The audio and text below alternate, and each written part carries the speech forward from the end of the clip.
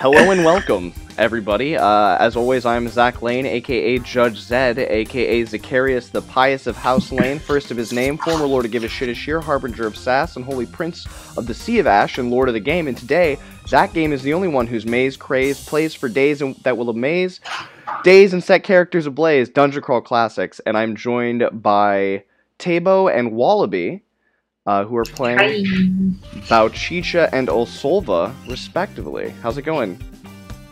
Good. How are you? Doing all right. It's been a very productive day, we'll say. So speaking of being productive, I've gone ahead and implemented a card deck in Roll20 that's going to allow me to dish out the appropriate amount of fleeting luck to you two. As well as take it away during the game. So, you each have 2 fleeting luck tokens since you're each playing 2 characters. And I think without any more further ado, we'll go ahead and get started with tonight's session. Which, yeah, give me two seconds here.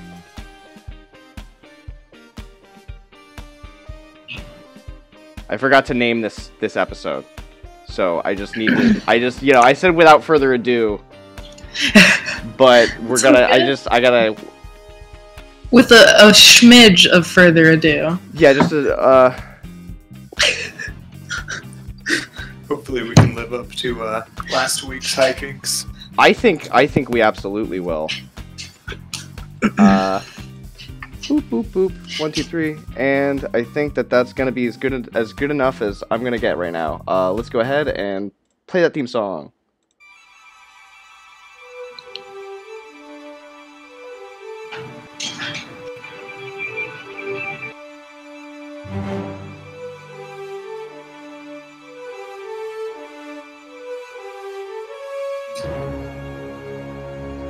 I feel inspired. Excellent.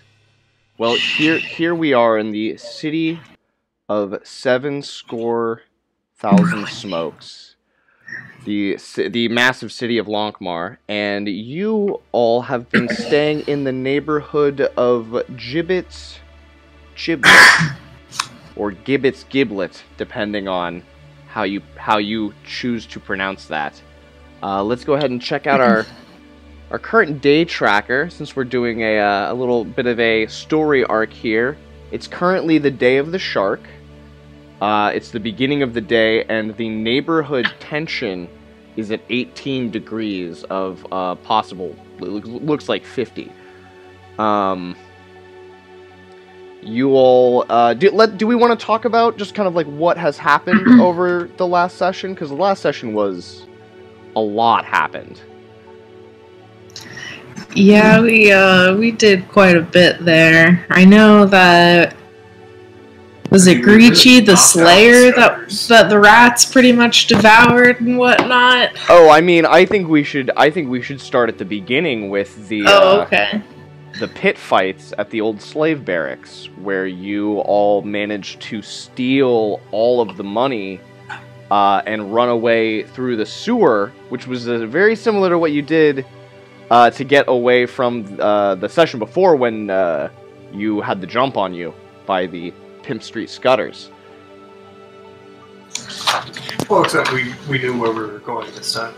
Yes, you did. And then you later that same evening, just before dawn, you went to the Dogfish.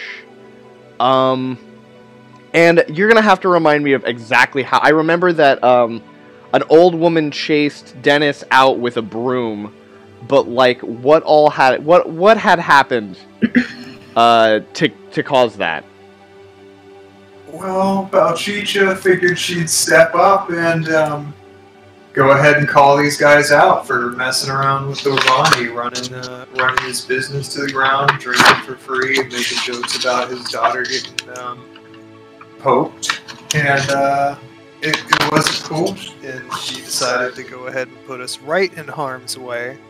Couldn't believe it, but Desmond made us big, and We crushed them. I think. Yeah, you ripped somebody's arm off with your flail. Yeah, ripped an arm off. I basically hit someone else, and then I believe also ripped this guy's arm off in the way of it. That's right. Whilst killing one of them, and yeah, it was a little mess. But yeah, and Dennis did not get big. Barkeeper came out and saw that. No, Dennis did not get big. He was able to kind of hide behind, and he got a kill with his sling. Right, and then the next evening, on the evening of the next day, after staking out the shrine of the rat god, and understanding that no one steals the gold from the rat god. It's just not something any thief in this neighborhood would do. Yeah, we've been battling a heavy fog too, which also happened to play to our advantage. Yes, it's been opaque skies for the last 2 days, I believe. And let me go ahead and I'll roll for the air quality here on this next day. We'll see. Yeah, we were going to try and talk to the witch to have her come and help us with Siglin, but the skies were completely covered. She couldn't see the stars on the day of the goose. Yes, and so today is the day, well, I said the day of the shark, correct? Yes. Today is the day of the shark, and these dark clouds still hang over the city of Lankhmar. We're not in pea soup territory, but we're in a heavy mist and fog. +3 bonus to stealth, -2 to ranged attacks. So this inclement weather is now continuing for a 3rd day in a row. And not inclement in a traditional sense. These are just opaque black clouds that seem as though they're threatening rain, although they never rain. Feel that? Mm-hmm. Oh, we got lucky on my stealth check, or what was it? Like a forged document check or whatever, and made the gold pieces into not looking like gold pieces. And that's I right. happened to be lucky enough that there was a rusty bucket, I believe, nearby, and made them look like something else. They took the gold and were devoured by a sea of rats. Yes, all of the rats poured out from the buildings around the Shrine of the Rat God and devoured immediately. I believe it was Gricky the Slayer and a few of his fellow minions. And that was those are more deaths that are now going to be attributed to this gang rivalry, and things have heated up quite a bit. So let's jump to today. You are probably... Well, you are in the Grindstone, most likely in your private rooms or down here in this common area, where you would be eating some light breakfast with your two traveling companions, Dennis and Desmond. Desmond, a former orphan turned full-grown man. Dennis, a current orphan turned just slightly stronger orphan, thanks to your upbringing. He gets an attack bonus, 2 ranged attacks with his sling, and he's got that stealth dice to help him out out of tough situations. Plus, he's got, Desi to help him out just in case. But so yeah, I'm gonna give you kind of free reign to do whatever you would like to do. We're gonna sandbox this a little bit. A few events may take place here and there, but for the most part, I want to give it over to you and let you two decide. Well, we raised the temperature in the neighborhood pretty high. Mm-hmm. We might want to do something about lowering that. Yeah, and there's the one leader left of the Scudders, right? Yeah, the Tibble, the Prince of Cats. Yeah. Prince of Cats. Hmm. I don't know what we should do about that. I think maybe we should let it go for right now, and maybe try working on the. Do you have the name of it? I keep forgetting to write it down. The 40 outlets. The 40 outlets? Yes. What? So, Is that it? I'm not quite sure. I'm getting a lot of echoing. Like I can hear Wallaby coming over. Yeah, let me turn down the input. Tabo's microphone. I didn't have myself on mute. Try now. Oh, how's that? Good Oh, yeah, that's- testing. Yeah, that's fine. It was just like really echoey before. I had my Gotcha. thing Yeah, off it of was- mute. I was taking notes. And Oh, I was yeah, no facing her. So let me try facing this way, and this should help. Cool. So yeah, I'll say it's like it's morning. You know, it's maybe mid-morning. You've eaten breakfast. You've had some water to drink. King Corval's maybe sleeping it off a little bit, and he might have some things for you to do later on once he wakes up. But the morning is yours. You can do it with it what you'd like.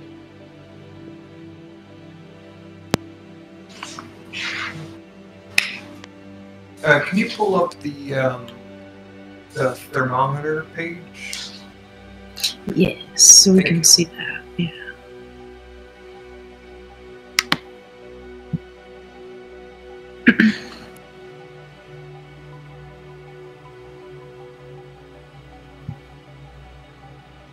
February 5, Smartex.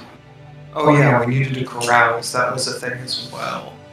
Oh, yes. That's right. We were gonna spend luck to lower the temperature before we caroused. Is that something that we have the time for? Well, I guess we probably are still resting from. Well, the whole rat thing, I could say that, like, carousing could be technically, like, part of your resting from that hell night you went through last session. So if you wanted, we could roll that carousing check now. Will we be able to spend some luck to lower the temperature prior to the carousing? That was Yes. Yes, you Okay. can. Do you want to do that now? Yeah. Do you have luck that you want to spend on it, Ted, before we carouse? So you both have that fleeting luck yeah. as well. I'll just let you know. The fleeting look, yeah, starting. And then I'm down to 10 from 17. So Yeah, but if we're going to carouse, I think it would be smarter to not use the fleeting at the moment. And then go ahead and... Oh, you're at 17? I'm down to 10. Oh, down to 10. Yeah, from 17. Yeah. Yeah, just go ahead and spend, like, I'm thinking 2 or 3 of our luck points and then carouse. You know, Go Okay. ahead and hit it at a 10 or 11. So if you want to spend luck, go ahead and click on your luck tokens down by your name. It'll open up your deck of luck tokens. Click and drag a token. Throw it on the board if you want to spend it. Oh.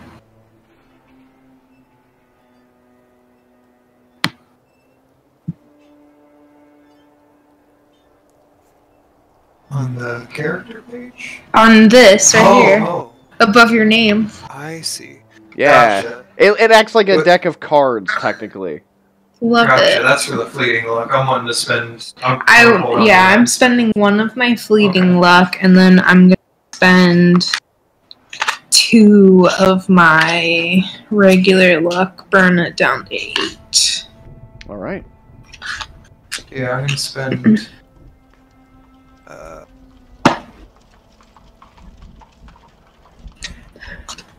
3 of my regular luck. And then do I get to roll a luck die? No. Or is it just straight? No, yeah, Okay. no, sorry. Yeah, no, not this time. So how many, all day, how many points do you spend? So that would be the 5 between us? Oh wait, no, 6. I did 3. Yeah, you're doing 3 and I'm doing 3. Okay, so 6. So you're down to I'm just 12 saying, degrees. Which is not too bad. And I will go ahead and check this against my temperature tracker. Yes. Okay, perfect.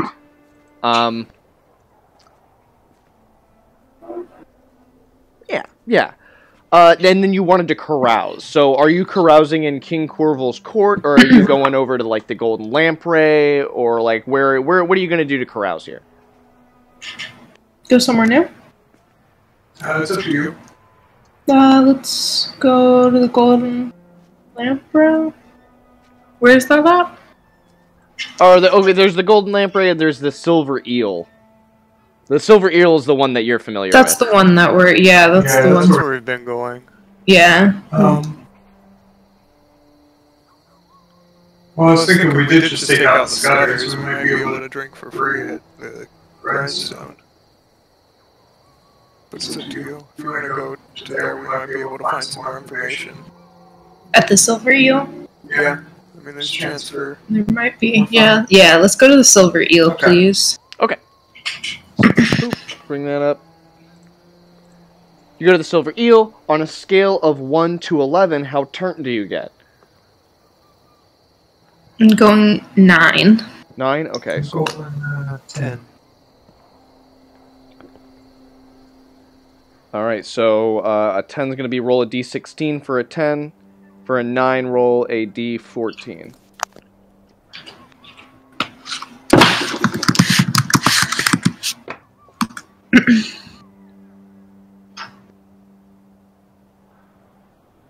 Seven. Alright, a 7. 7 and a 3? Correct. Alright, a 3. You gain a d5 luck. Roll another roll a d5 luck and tell me what you get there.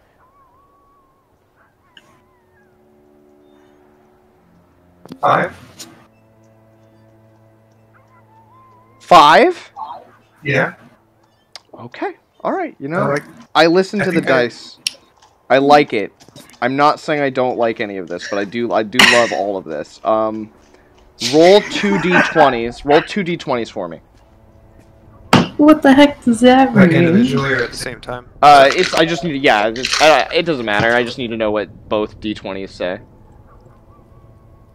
They're naked. 5 and 12. 5 and 12. All right. 5 more beggar children join your cavalcade here. Yes. And you accrue 12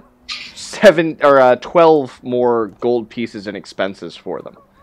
That you've helped set them up in their little like tent city surrounding this this building here. He got 12 gold pieces? No. No, you spent it to help them because you were very drunk. You got drunk and you were like, these kids, let's help them out. And Bouchicha, what did you get? 7. 7. You get a D8 luck points.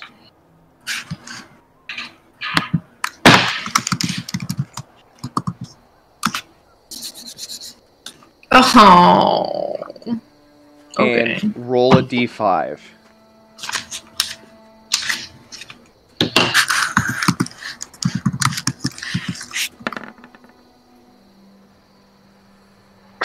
Rolling poopy. 2. Damn. I don't have no luck. So you lost it all gambling. And you owe 37 gold rilks to a black wizard. A wizard specializing in black magic. How many? 37.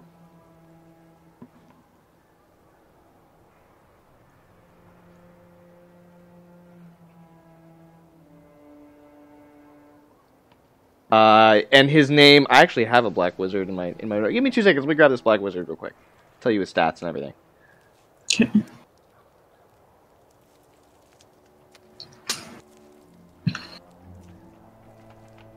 I hear myself echoing on you. Like I hear me through you somewhere. Is there a mic up in your laptop? I'm plugged in, yeah, but I don't know. This guy's name is Sathsputin. He is red lights on. a black wizard, and he knows some pretty powerful magics. And Can you owe him spell that? What? Sathsputin.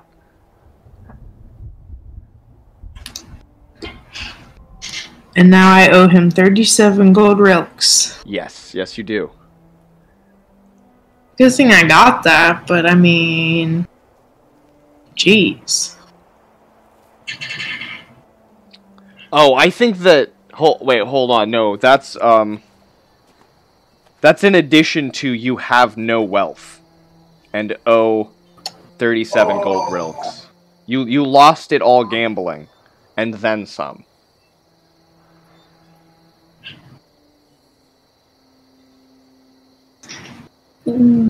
That. Dang. Okay. So that's it's rough. Wallaby lost a bit of wealth to those beggar kids. I lost all of my fucking money. Yeah. I mean, that you had on you. Don't you guys have, like, a bank of money that you don't always carry on you? Yeah, she keeps, what is it, gold pearls or something on the boat? No, the beads or whatever. I went and got the money for them. And yeah, I think... Hang on, because I can hear myself echoing while you can hear me right now, yeah? Yeah, here, let me see. Maybe that might be my fault. Yeah. Alright, let me see there. Because I'm on mute on my side, and so is Andrew. And you can still hear yourself echoing? Yeah. And you can hear me right now, yeah? Yeah. So yeah, I don't know what's happening. Maybe I think my microphone might... I think my headset actually might also be echoing, so... I don't hear you echoing, but you hear yourself echoing. Try talking. I hear now. myself echoing, and I'm on mute on myself, so... Like, on my headset, so I don't know why it's doing this. Oh, you are on my headset, so...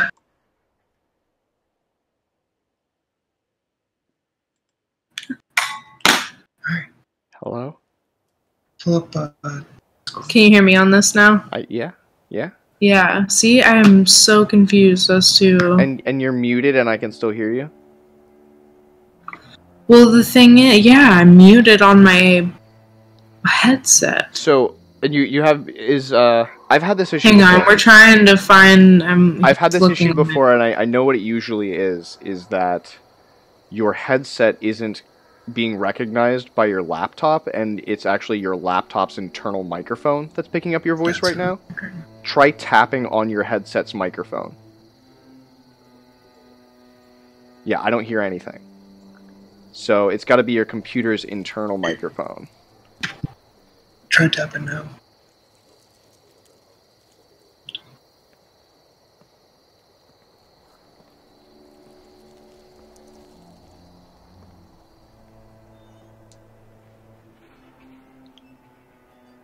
Can you hear me? Mm-hmm. Yeah, that's the one that's coming through the built-in. So it needs to go to the other one.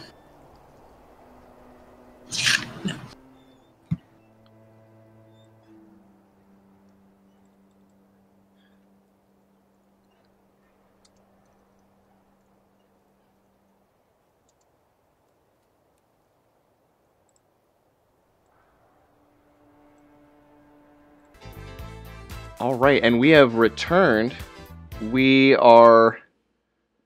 Where were we? We're back at the grindstone, if I'm not mistaken. Back in Gibbet's Giblet. Gibbet's Giblet. Gibbet's Giblets.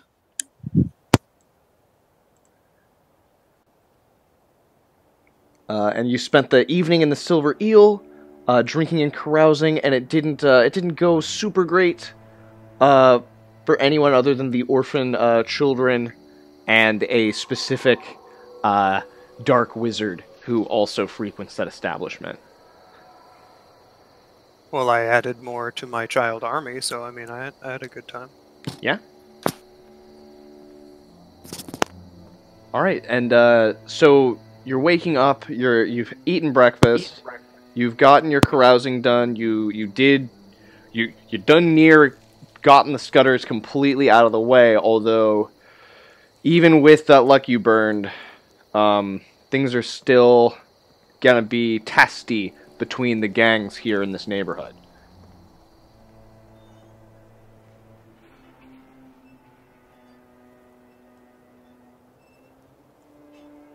but you've also got other things. You've got a few different leads of places and people you can talk to, and errands and things that you can run for your characters, I believe.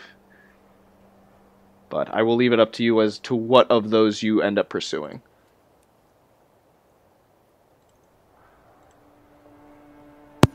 Well, what do you want to do? Well, we still have the brigands that are collecting money for Desmond, Gotta but get... they're still good under his spell. It's only been, what, 5 days? So, Is it 2 weeks, or yeah, was it's 2 it... weeks. Okay, yeah, they're still good. So we'll leave that alone for now. Well, I mean, you are broke, so maybe it wouldn't be a bad time to go and say hi. Yeah, I need to maybe go say hi. Since Yeah, and they've had 6 days to collect, just so lost yeah, all of my that'll money. put us back on our feet for now. And, Okay, so it is like... Right. You're talking about the people over near Ilithmar, right? Oh, we'd have to sail. Yeah. That would be a trek. And today's actually a bad day for sailing, I'm pretty sure, so we're not sailing today. Oh, is it really? That's funny. I'm pretty sure. The Witch of Hold on. Salem Yeah. can't see anything, but we could still maybe go talk to her?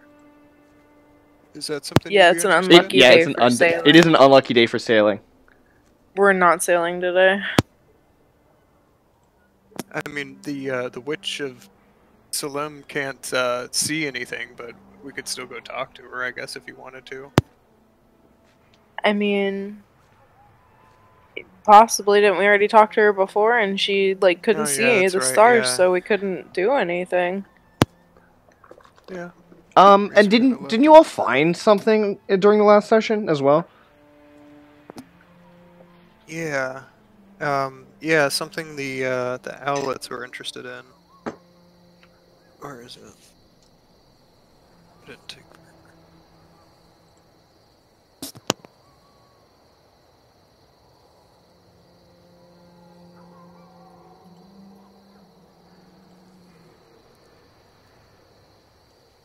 Written on paper is a puzzle thing, a clue, a note. We found a note. Yeah, that's right. Bring to Droove the Puzzler. We gotta see Droove the Puzzler. That's right. Okay, yeah. So I mean, you've got a name. You'll have to spend some time tracking this person down. If you can name a district you'd like to start looking in, I can start making some rolls here.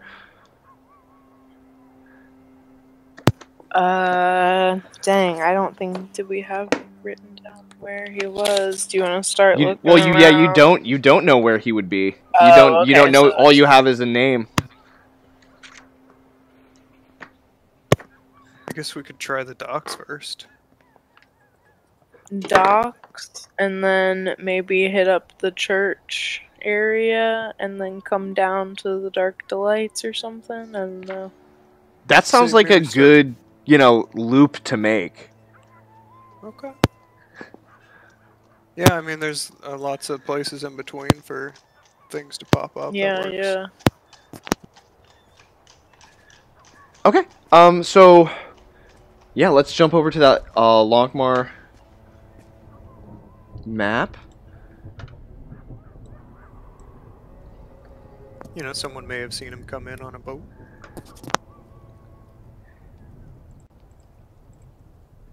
And as you head north out of Gibbet's Giblet, you are approached by some of these kids of this like weird, beggar child army you've accidentally been building for yourself while drinking. I love this game. They approach you and they say, someone's been looking for you. Yeah, I heard, friend of me mate said, that, someone's been going around the neighborhood looking for a gladiator and, two 8 cities women, a gladiator and a thief. Who's looking? Well, I don't really know for sure. Like I said, it was me mate's buddy who said it, and, we're not super close and I didn't see anything myself. But I thought I would, just let you know. Where was your mate's buddy when they saw them? I mean, yeah, definitely, probably around the neighborhood, maybe around the Dogfish or the Hull, you know. Okay. Cool. Thanks, little guy. Or lass, or whatever. And I give him a little smooch. What in my the? babies. No. Okay. Like on the forehead. Yeah, I love my little babies. Babies. Okay. Yeah, that's. I'm okay with that. Where's my D5? No. Okay. Why? I have my dice. I have too many dice. I admit it at this point.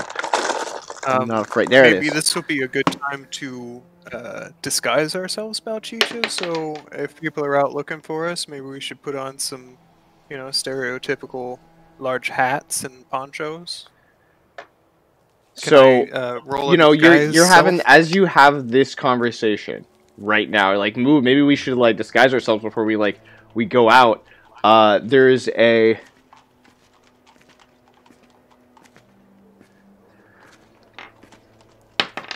D5? Yeah, there's 6. There's, like, 6 scutters kind of, like, lurking around this neighborhood.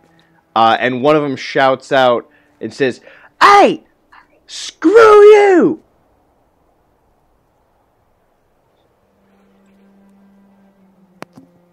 And they're definitely yelling at you. I guess we should book it. Run? Book it? Yeah. Okay. Yeah, no, we'll just, we'll take off running down the street here. Yeah, no, perfect. You know, go off running, and one of them's like, "Yeah, you better run. I'm gonna chase you out of the neighborhood. Scott is for life." And you just, you make it. Oh my God. You make it away. It's a foggy day. The entire sky is filled with black clouds that seem to be threatening rain, but never do. And it seems as though not only the fortune tellers of Lankhmar are uneasy about this, but now it seems like maybe some of the shopkeepers and just regular old folks milling around the city are worried about as well. You notice a philosopher wearing the traditional black toga garb of Lankhmar as you head up towards the dock district, who's muttering to himself, saying something about dark days ahead, dark days are nigh. You also notice a very worried-looking, some kind of scribe. He has a lot of, like, scrolls and even some clay tablets with markings on them, and they're all just in a big bundle in his arms, and he's scuttering across the street, running off to somewhere. And it seems as though, like, every conversation that anyone is having here in Lankhmar is about the weather and about how dark it is and how, it's a little bit chilly. The sun hasn't been out in a couple days. I hope I hope it finally rains. It seems a little strange as you make your way finally to the dock district, and you're looking for Druv the Puzzler. Can I get some personality checks, or maybe intelligence checks, to try to dredge up some info about this character? Desi, hit us with an intelligence check. I don't know if this is too meta, but are these clouds and the fog reminiscent of the clouds and such of the alligator men battle we had? Or is this like a the different kind of Beakmen? fog? Beakmen, that's what it was. No. No, I mean, whilst that was a storm, like, it was actively raining when that happened. Okay, I couldn't tell if it was like a magical thing or like an actual storm. You're not sure, but some people are muttering that perhaps this is a magical maelstrom of some kind. I like it. The weather folk around Lankhmar are, it's that, somebody's muttering about, like, the thieves are going to be out in droves with this weather. Pickpockets and the like. Desi with that 19, yes, so Druv's a figure that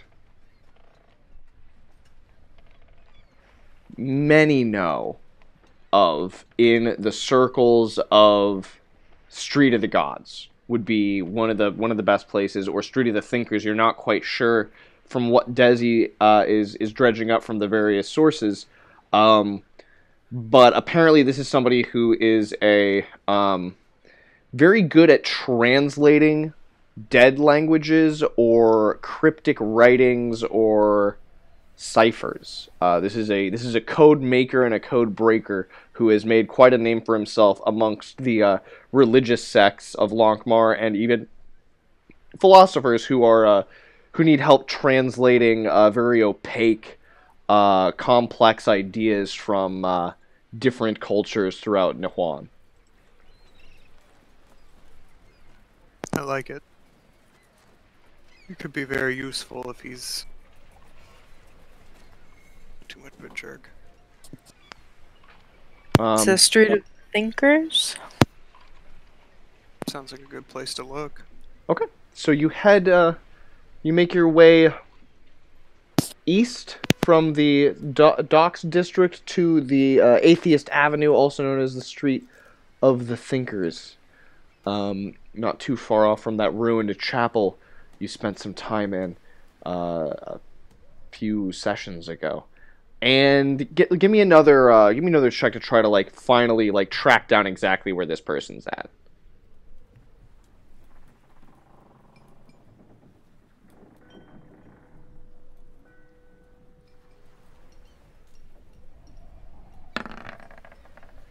Oh, Desi. Ooh. Woohoo! So, Desi, I'm going to dish out some more fleeting luck to everybody, but Desi absolutely figures out where this person is. Andrew, you each get 2. And deal them. Alright.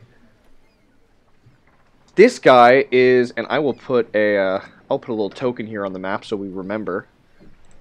He is right on the corner of the Street of the Silk Merchants and the Street of the Thinkers, also known as Atheist Avenue. So I will pop. He's in a building in this complex. In he has an apartment where he stays, and I will make it blue. Yeah, we'll remember that. So this is where Drew the Puzzler lives. Again, he's got the apartment. He shares the building with a few other people, but you're able to track him down and find him and potentially hire him for his services.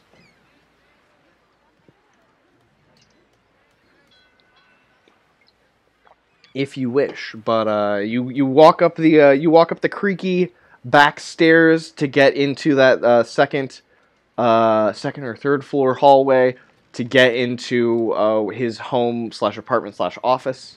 You knock on the door and you are greeted by Drew the Puzzler. He's an aging man.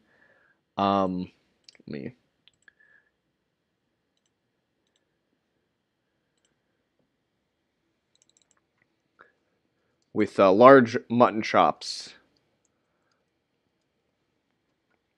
Boop, boop. And there you are. Ooh. Yeah, he's an older fella. He's seen a lot, and he says, "Hello, yes, I am Drew the Puzzler. I am a cryptic scholar of some repute. How may I assist you on this dark afternoon?"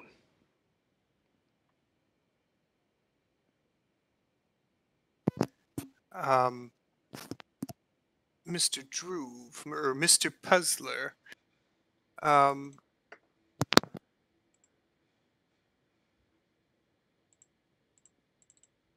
we might have a note for you. Would you be interested?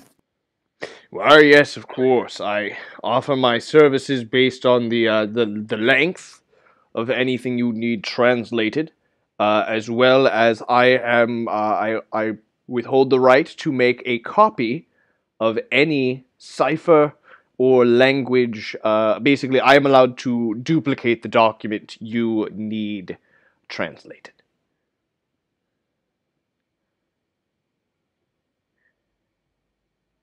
and I offer my services for a mere 5 silver a page. Okay. Yeah, but That's a maybe pretty you good can deal. cast something on him and tell him.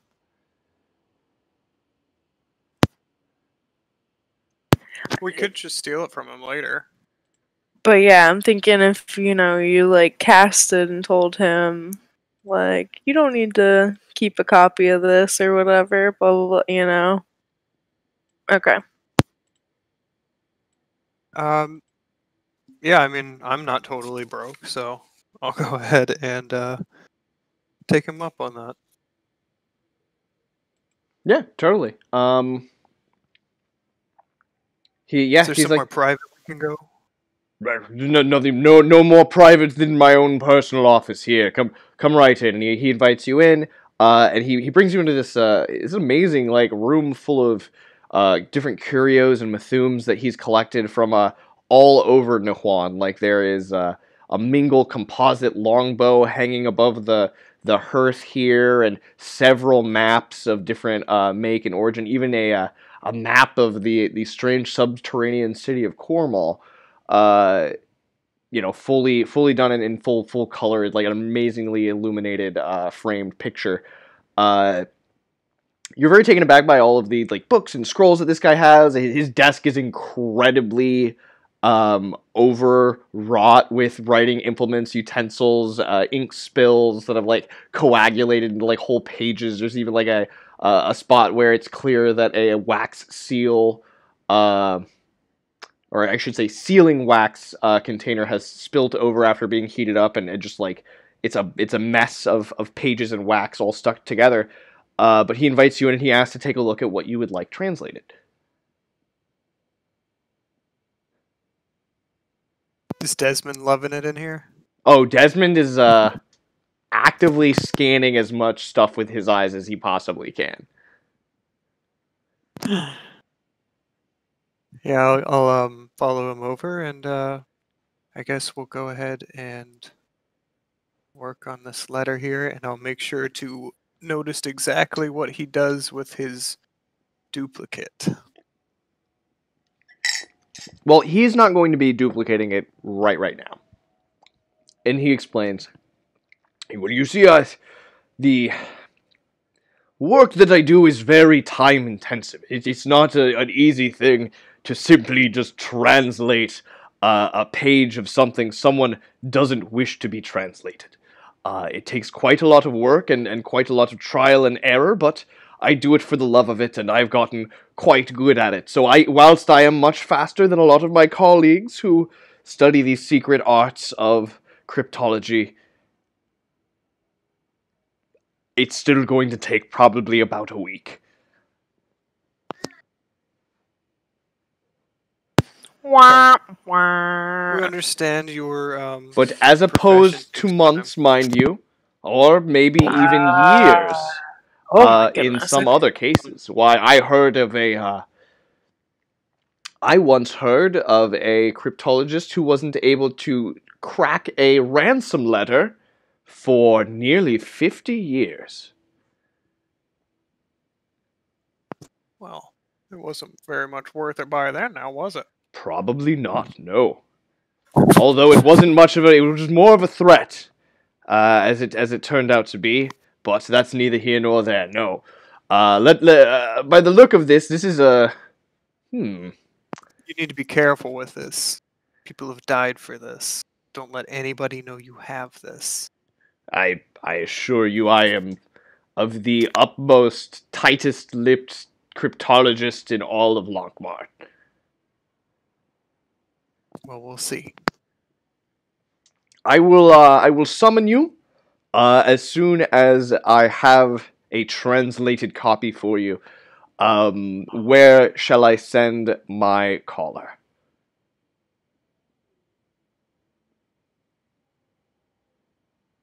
To the Moldy Corvus? Yeah, that would be a good. Yeah, the Moldy Corvus. We go there quite a bit. We're all over the place. We don't know where we'll be in a week. Sometimes we stay here, sometimes we stay there, you see?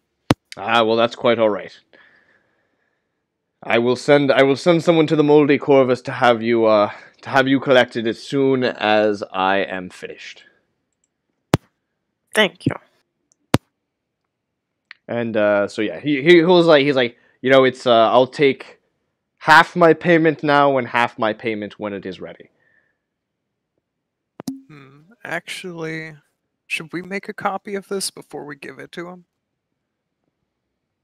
Ooh, good plan. I mean, I've got forged document. I don't think it should be too far out. That's a good ass plan. Just in case, you never know. You never know. Just in case something happens to it. Okay. Yeah. So I mean, it's gonna take a little bit of time to copy the document, but he has like a spare lectern for you to use, and even writing implements and parchment if it is of that level of but he's like, if it's of this level of danger, like if I'm putting myself in danger, I might have to charge you double, as I understand this is not like the safest city in Naquan. I mean, this is your job, man. I don't know what to tell you. We can maybe throw you some extra schmeckles, schmurducks. Okay. He's like, sure. So how much are you willing to pay him? I'll pay him an extra 50%. Okay. No, that seems pretty fair. All right, so he'll take the extra money. You pay him, and you're allowed to make this copy. But this does eat up a good bit of your afternoon. Desi doesn't mind. He's looking through stuff. Roll a luck check for Desmond.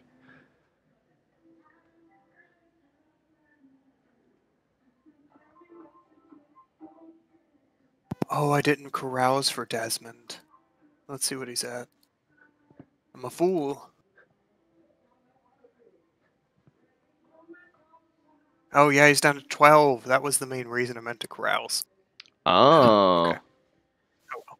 There's always more time to drink, I suppose. It's true. Nope. No, unfortunately. Doesn't find anything too good while just perusing the stacks here in this office.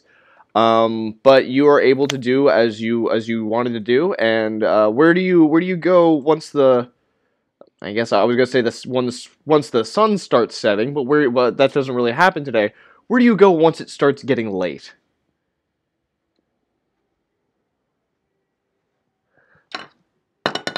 Do you want to find out what the smoke is? What this fog is, or maybe? Because, I mean, everybody's, Yeah, I like, guess we acting can- weird about it and whatnot, that it's... Yeah, follow some more rumors about it. I mean, that Yeah. end is nigh guy, we can go and poke him about it. Okay. We don't necessarily have to go to them, but, we can just ask around for a second. Hit the Moldy Corvus. Or, actually, the Street of the Gods would probably be a better place to go. Oh, yeah, Street of the Gods. Good point. Okay. Yup. So give me a quick luck check from someone.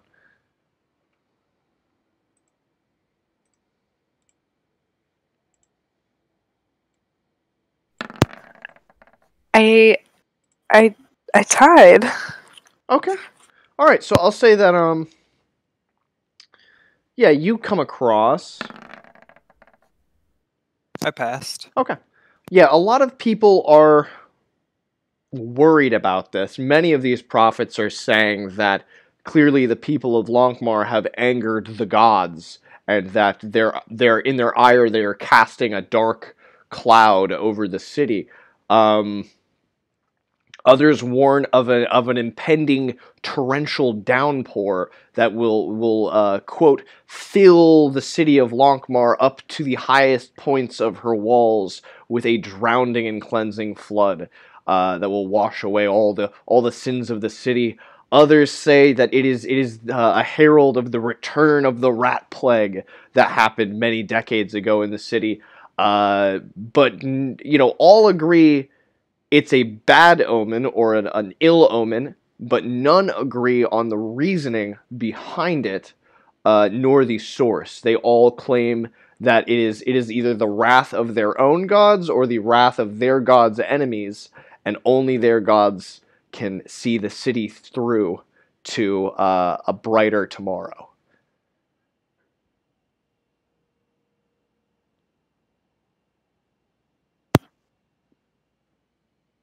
Okay.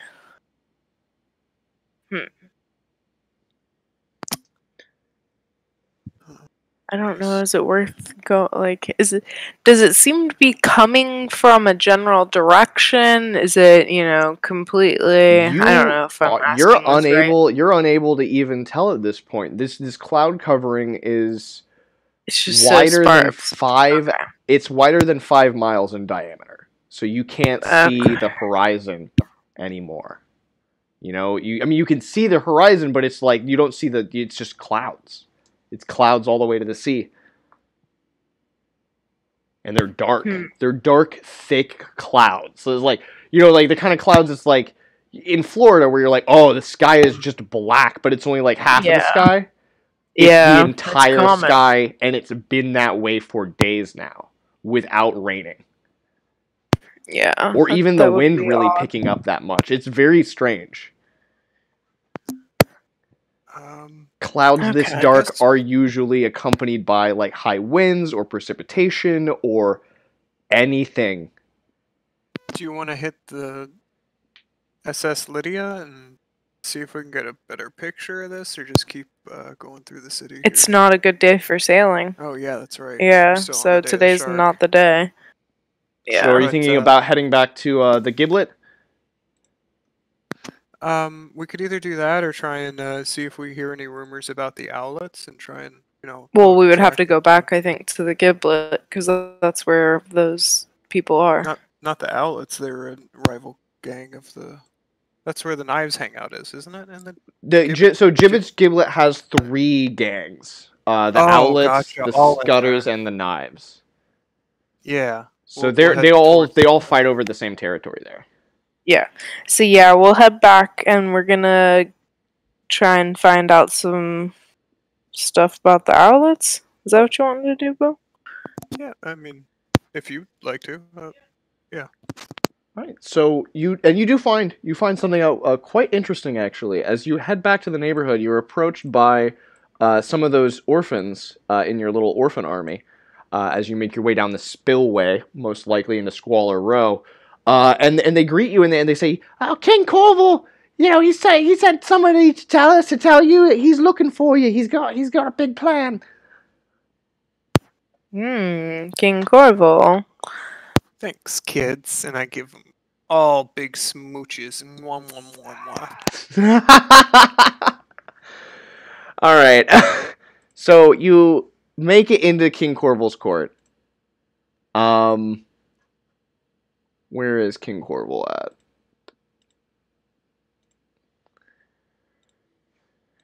And he says, "Yes, excellent. Thank you for coming at such short notice.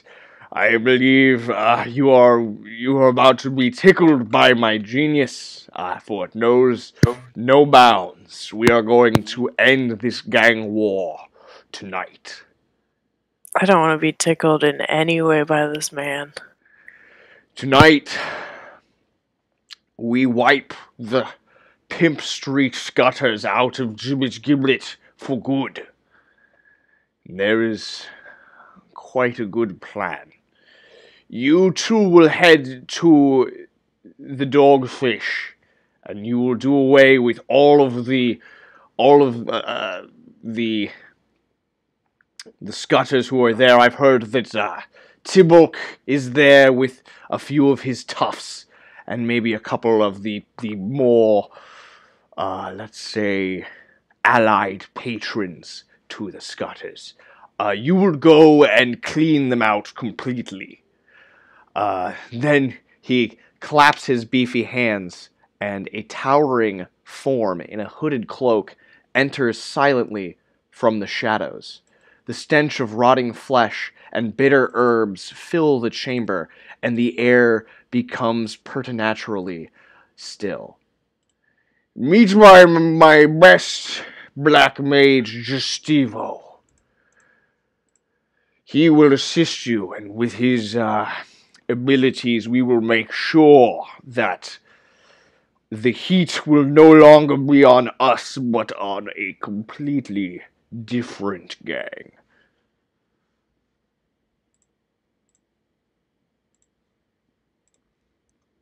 Justivo does not say anything.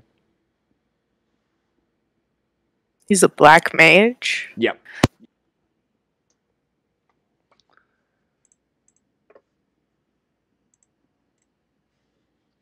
I see you are stunned by my brilliance, but I assure you, this is a foolproof plan.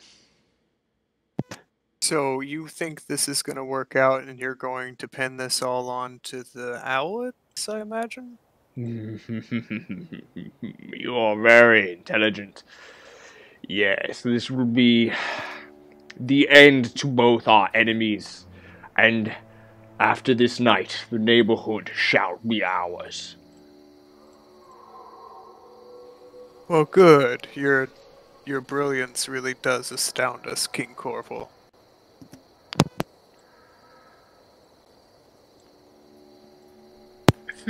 Okay, so we need to go to the dogfish then. Wink, wink. What's going on? Yeah, we'll need to prepare for an Yes. eventful evening. Yes, we'll need to prepare. All right, And so, you know, in order to prepare for this, King Corval, we could use a little bit of cash. Oh wait, it's the money we steal from our enemies. That's our deal. Yeah, we steal. My We bad. can take whatever we get. Yeah. Don't worry about that.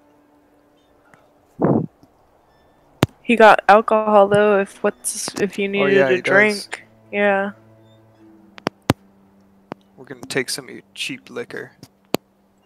whatever you need for this plan, as long as I have it here in my court, I will provide it. But I don't think you'll need much to go in and clean house. After I heard what you did just last night, why, it makes me quite excited to think of what you'll be able to do on this evening. That was all Dennis. What? he just like makes a confused sound. And then brushes off that comment. But you do see like some people like whisper in his courtroom. Yes. I love it. Let the rumors begin about Dennis. Alright, so did you all want to like, go up to your room and maybe talk about your plan for this? Or you said you wanted to do some planning? Yeah, absolutely. Alright, so we'll just drag your characters up there and make sure to... I don't know though, do we want to wipe out the outlets and stuff? So we need to figure out something, Yeah, no, because that's what we're gonna talk about basically is there's this Justivo tries to follow you up to your room, by the way. Oh, Just Javisto, listen, buddy. We are women. We need our space. We have children here. We've got Desi to watch out. If you would, you can just meet up with us later. I'll be here. You'll be where? Yep. And then the door shuts. He's standing out there in the hallway. Okay. Okay. Very glib. Very glib, this one.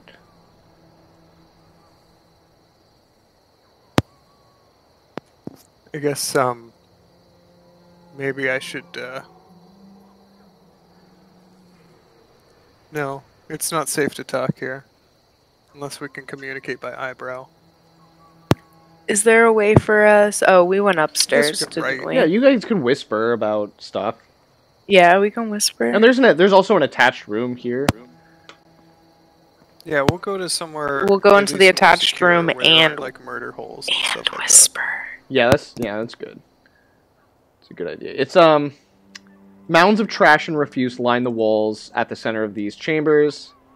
The knives use this room for all of their waste collecting. There's a powerful stench and it threatens to overcome anyone who enters. But you're probably gonna be fine for a few rounds if you just like over here, just kind of like whispering. that. Yeah. As long as you're not like trying to move through this room too much. But yeah, it does smell really bad in here. use too much breath whispering. But yeah, basically, King Corval wants to shut down all the scutters here and pin it on Yeah, the owlets. I owlets. think that we should maybe let the owlets know what's going on and see if there's a way that we can, I don't know, maybe take out the scutters. I don't really care so much about that, or scare Yeah. them off one way or the other. But Could we write a note and maybe give it to one of the kids or something? Or yeah, I think they might know where to go with it. yeah, I mean the kids know this area. They're yeah. Um, Either that, or we can follow one of their symbols. We can look around the area, see if we can track them down real quick. You know, like the knives have their little manhole covers with the... Oh yeah, that's right. That's right. Yeah. Yeah. Yeah, you wanna do that? You Yeah, wanna I think look we should try and around and track them down maybe real quick before this attack goes down tonight. okay. All right, so give me a. You're doing timekeeping. How far do we have before this goes down? So yeah, it's evening right now. It's supposed to happen tonight, but you don't have a definitive time. It's up to you when you want to do this job, but the job is meant to happen tonight. Gotcha. Well, we probably wouldn't do it till later. I'd say we've got like a few hours, couple hours at least. Yeah. That gives us time. Yeah. Yeah. A couple hours just to find somebody to give them a little Somebody that tip. advertises their location, all over the city. I think we could do it. Hopefully we don't get killed in the process, though. Oh yeah. So where are you looking in the neighborhood here? Should we go back to the gutters? I was thinking maybe start in the old slave barracks.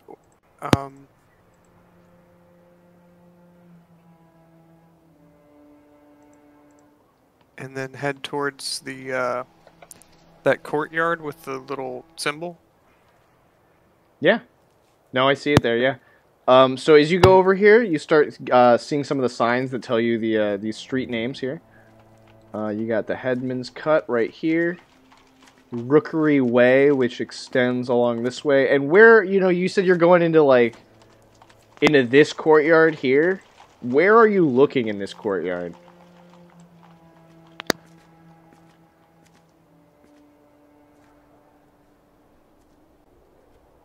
And what are you looking for specifically? Any sort of graffiti, Yeah, like we because saw before. we that know had... we know the symbols or whatever. So can we just know that I have that scribed down? Can we say that we're looking for that?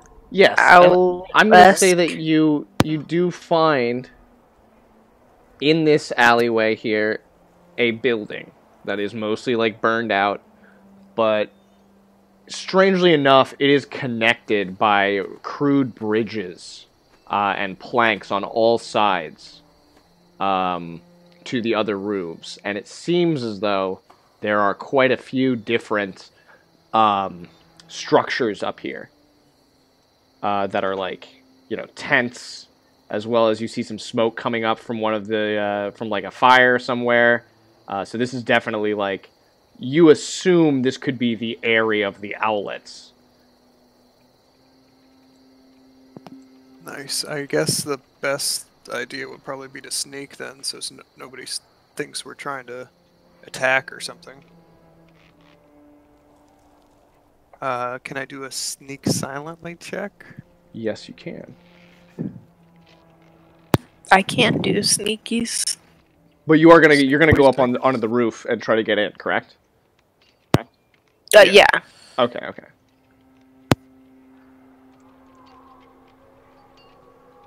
On that little bridge. Oh God, I don't like little bridges like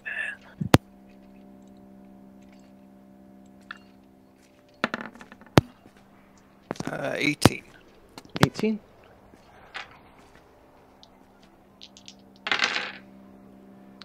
Okay, so one of them does spiral 3 for the guards, and one of them get a natural 18 here. So you. Yeah, I was thinking about third unlock. Too late. They spy you, although not too seriously. Here, I'm gonna have you go in from this side. Polygons.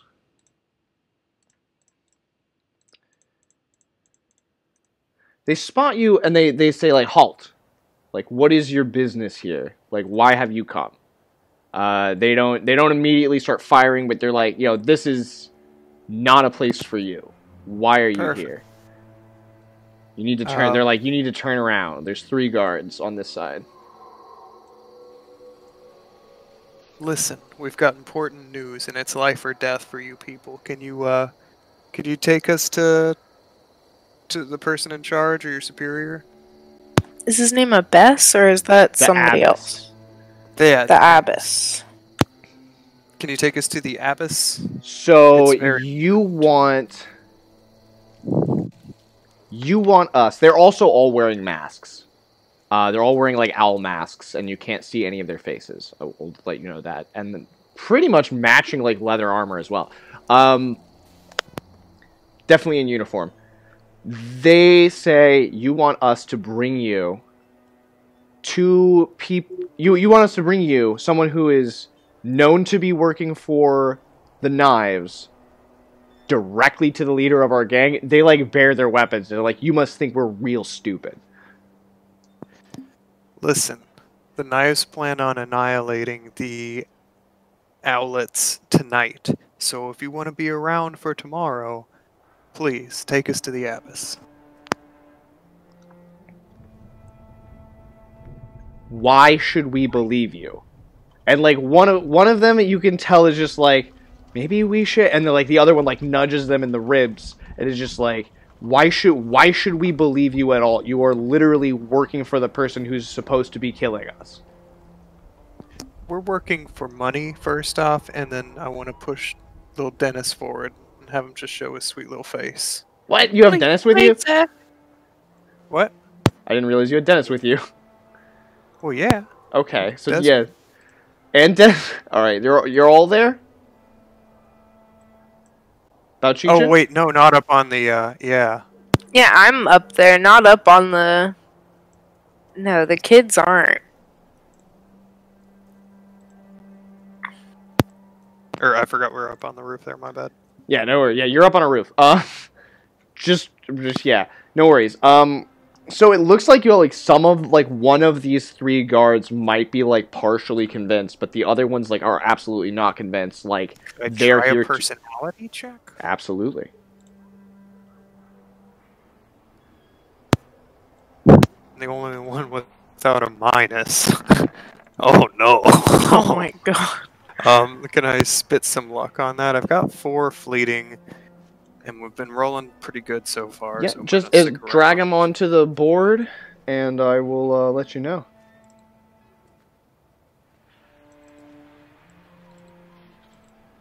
Jeez.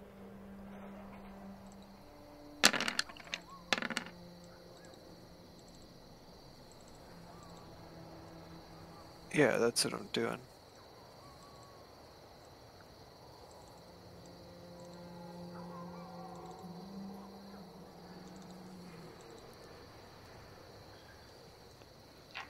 But yeah, that puts it at a 14. 14, okay. Making some rolls. Okay.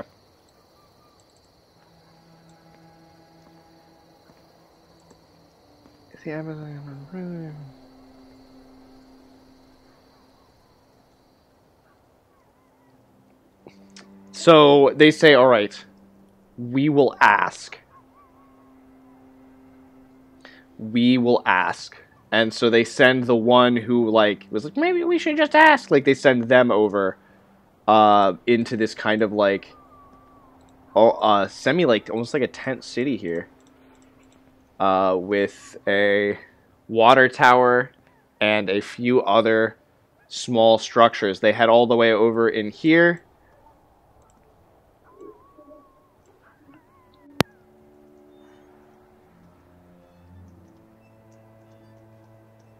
Sorry, someone's been like walking around the street with a boombox singing karaoke, and it's just crazy. So It's okay. We are in the middle of bike week right now. Oh god, yeah. Oh man, I don't miss that. So they return shortly, and they're like, okay, the abbess will meet with you, but not unguarded. You know, you will be allowed to enter into the abbess's personal chamber, but there will be guards. That's totally fine. And you are expected to leave your weapons with us, and we will search you for weapons before you enter. I mean, we're here to give them help. I don't. Yeah. Yeah. No, I mean, that's fine. That's totally fine. No funny business. No funny business. No funny business from you either. Yeah, they expect the same. So I'm just making this map of this room real quick. It's your help up Desmond and Dennis now. I mean, do we need to bring the kids into this? We're just warning them about... Yeah, that's true, I guess.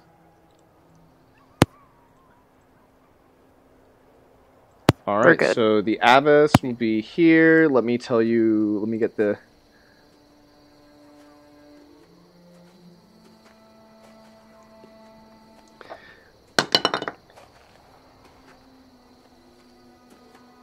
Yeah, she's got 9 guards with her. I'll make her slightly larger since she's the leader here. She'll be at the head of the table, and her 9 guards will be scattered throughout the room. 1, 2, 3, 4, 5, 6, 7, 8, and 9. I'll put 2 of them by the door here. It is like a tent sort of setup. I'm going to put a door way anyway. So this is like an open entryway, but you are now allowed to bring your characters into the lair of the abbess, who will now meet with you.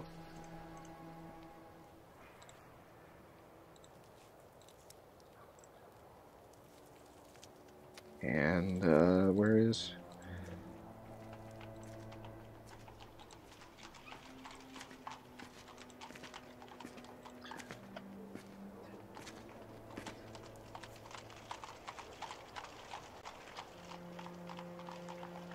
Alright, so... She got them good eyebrows. She's got good eyebrows. She's got real good eyebrows. And also in this chamber, you can tell that there's a lot of, like, planning stuff around. There's a few different maps that have been, like, stored and rolled away. Although there is one that is still on the table. And you immediately can tell that this was purposeful. And you don't glean any information from this map that you see, because it is a map of the grindstone. It is a map of your personal hideout, including the secret sewer entrance, as well as the torture chamber. And you can tell that this is a ploy. The abbess is kind of like showing her hand a little bit. She's collected quite a bit of information about the neighborhood. And she even has left out a map of the neighborhood as well on the table. There is a lockbox in the rear of the room. And you can tell that it currently, its lock is unlocked. It has a padlock on it that is left open and unlocked. And that's just sitting in the back of this chamber as you enter. The abbess stays seated as you enter. And she lets you speak first. I'll put the strong box here.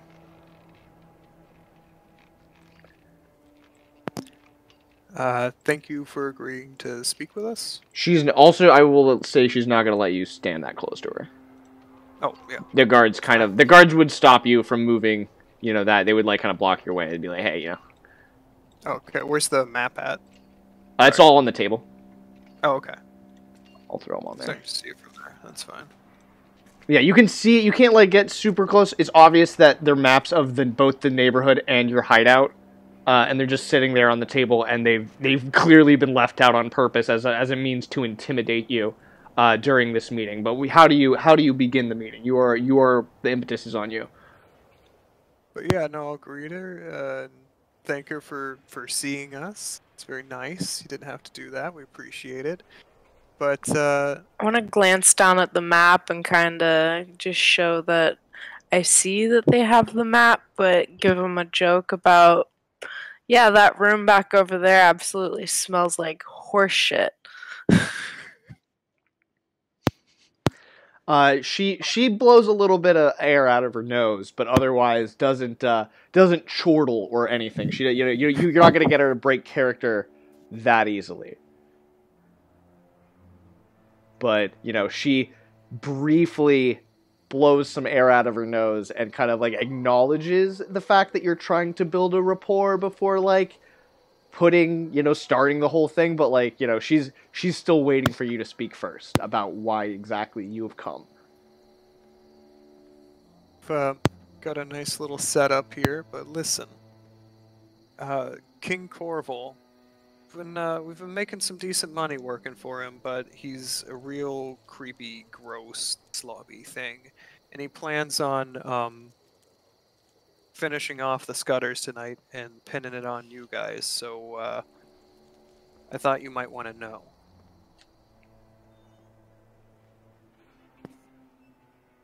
Why? Well, so that they don't take the blame for it? No, why tell me? Why betray your employer? I like the drama, first off, and secondly, the road, it's not too long with King Corval. There's not too much progress to be made. It's just a easy little power grab to control Gibbet's Giblet. And we've got bigger plans. We need bigger bosses. And he's just not the guy. He's just gross. Yeah, and if I have to smell him one more time, it's not gonna happen. Understood. Well. She folds her hands and places them on the table in front of her.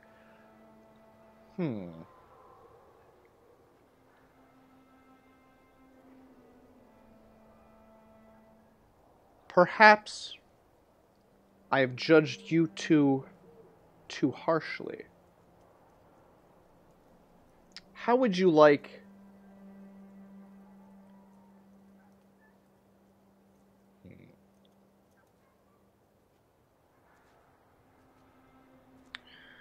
How would you like to do a job for me?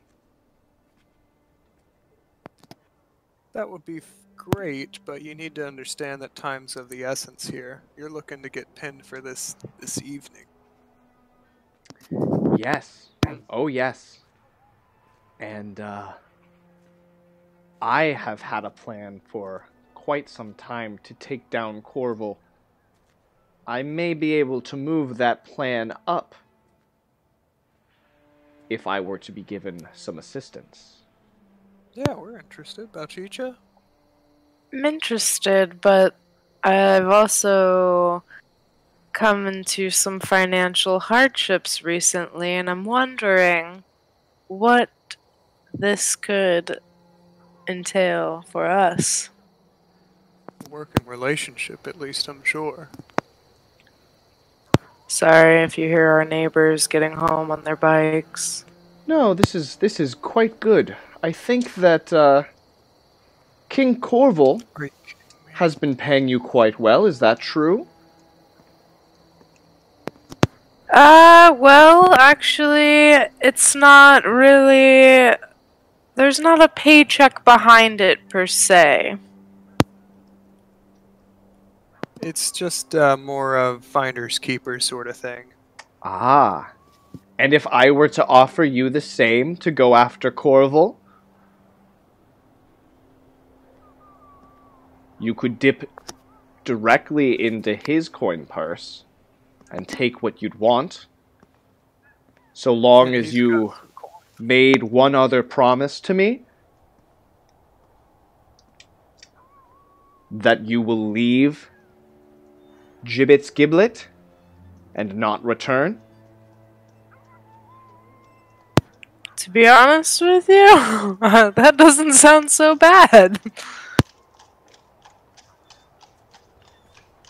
I mean, I might come to the outskirts to bring some gifts for my little babies, but yeah, that sounds fine to me. Oh. I'm sorry, Dennis what? can't- She totally breaks character. She's like, who? Oh, I'm sorry. I help take care of the little babies here, the children. Nobody looks out for them, but they come to me. King Corval's child army is your doing? No, that's my child army. Thank you.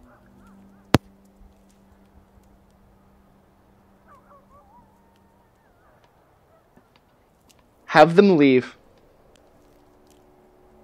If they are truly your child army, have them leave the neighborhood tonight, for I cannot promise their safety. Oh. Okay. And if you do this, you can take whatever you wish from King Corval's court. But I offer you this warning in exchange for the warning you've offered me on this night.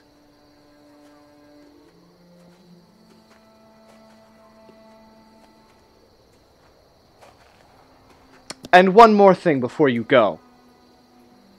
Tell the crimson teardrop of the black viper's eye I said hello.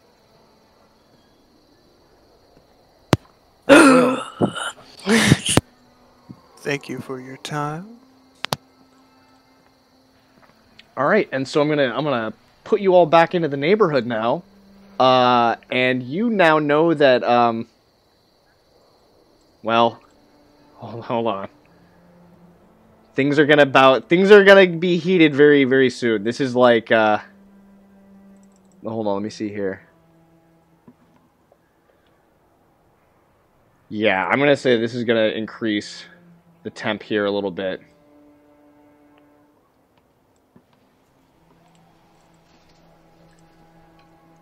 Things will undoubtedly get hotter as the night progresses, but currently you're sitting at 16 degrees.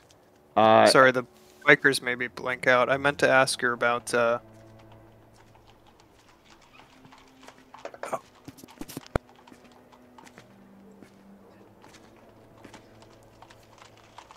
He's having a brain damn it. fart. Yeah, No, no worries. Just thought of it. Well, you're telling me you guys are doing this adventure a different way than I planned. Yeah.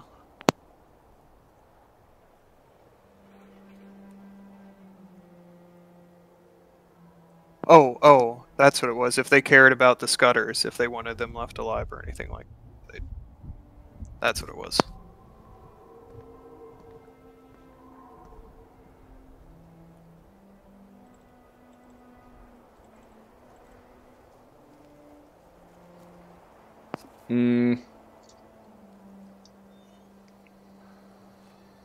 It's not going to piss them off if we kill them, basically, is all I need to know. It will. Oh, okay. She says, the enemy of my enemy is my friend. And King Corval on this night goes down.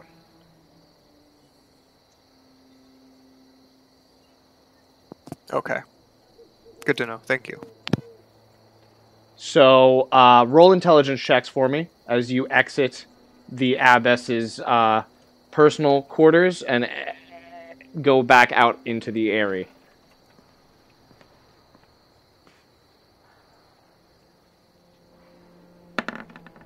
Whoo! Oh, man.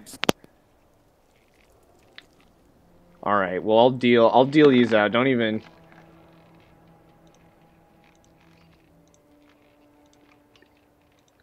There we go. 2 more for you.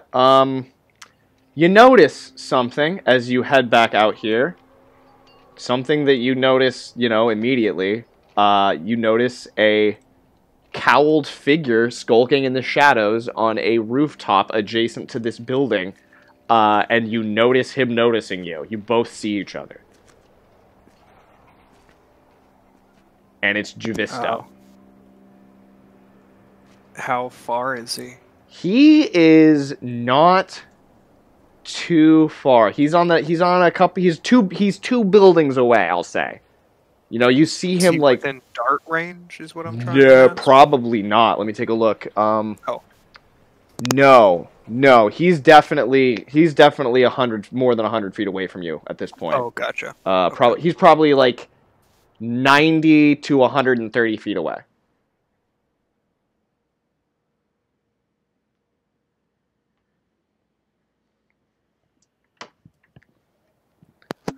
But I would roll initiative right now, if you want. Yeah, because he sees you and he turns to run. So like what? Yeah, I want to try run, I guess. Try and chase him down. 14. 14. I'm gonna roll for him. Yeah. A 10. I didn't have my level. That's an 18 for me. Yeah, I'm pretty sure this guy's gonna be at a -2. Cool beans. No, he's at a -1, so he's got a 9. So, ooh. Is Dennis here or no? Wait. No, Yeah, we're I on the don't roof. think Dennis. You guys, I don't kidding. think. Yeah, you're on the roof still, so I don't think Dennis is up here. Is Desmond up here? No, I think they're together. Okay. So yeah, they're chilling. They're chilling on like a lower level. Roll a luck check.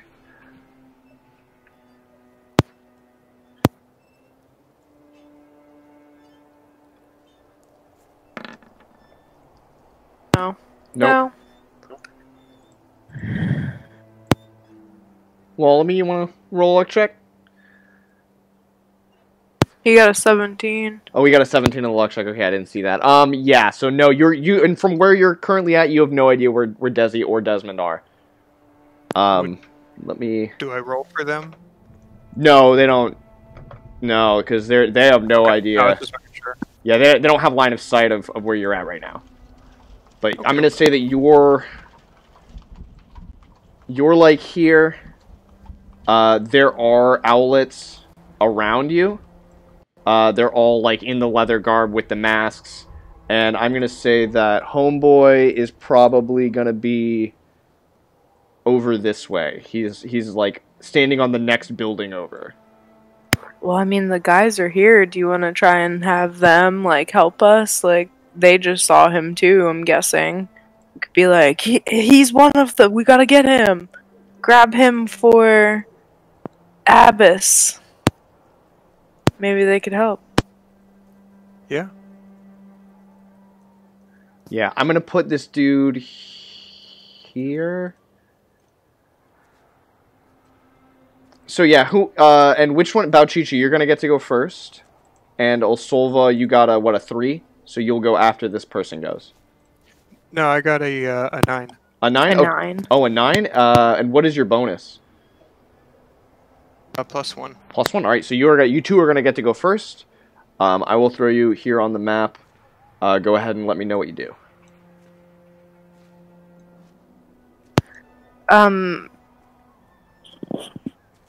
Have we already... Are we still surrounded by the owlets? Like, Yes. I Yeah, wanna be you're still in the area. Okay, I mean, I want to be like, hey, that guy's shitty. Help us grab him. Y'all know the rooftops. Can I get a personality check for that? Because it's just like not. Aw, shit. Yeah, it's no. a little. That's a little vague. I don't know exactly. They're like, that guy's shitty over there. They're like, huh? They're like, they all like kind of shrug. Yeah, never mind. All right. So what do you do then? I'll call it your free action. What do you do? So is he running away? He's running on the rooftop? Yeah, he's heading. He's where's gonna head. he? He's trying to head this way right now. It looks like. Oh, he's over there. Yeah. I'm zoomed. Sorry. No worries. Okay.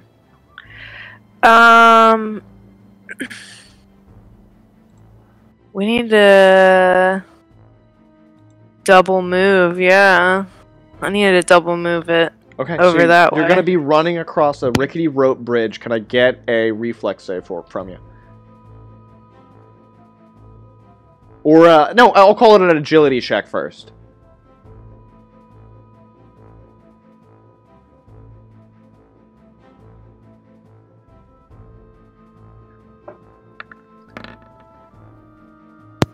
12.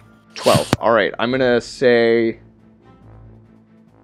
you need a 15. Do you want to burn some luck? Yeah, I got that. Okay. So go ahead and throw those out on the board, and then go ahead and roll luck checks for Dennis and Desmond now.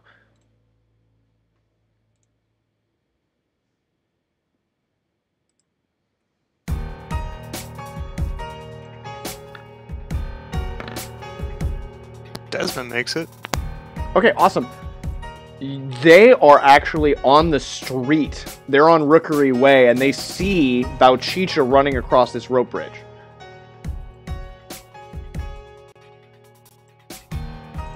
So I guess he would be smart enough to kind of follow where she's going. yes, yeah, they see her running, and they're like, "All right, let's go that way. We gotta meet up with them." And so they're gonna be following along as best as they can, but they don't know why. They don't know if you're running from someone or chasing someone. They just know you're running, and they're like, "That's not good." Yeah. Yeah. Okay. Wallaby, what wait. does Osolva do? That was also. That was Osolva? Sorry. Yeah. No, you're good. I'm zoomed out is my problem.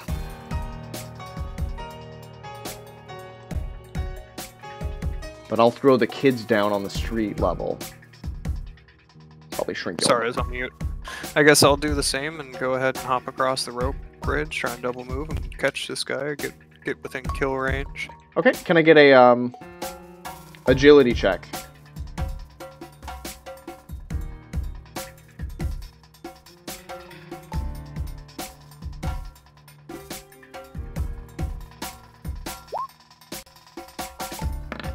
Oof. Can I throw some luck on that? Is that a luckable thing? It is a luckable thing. You need 15 points. Yeah. But you got your thief skills, so you do get to roll the thief die for that. Just let me. How many are you gonna be rolling here? I'm using my fleeting first and just getting that out of the way. So that's the 2. So there's 3. Mm-hmm. And that. Let me see where I'm at before I get too crazy. Put that on this one. So I have 5. So now I'm at 8, and I need 15. So let's burn another 2 and go from there. Okay.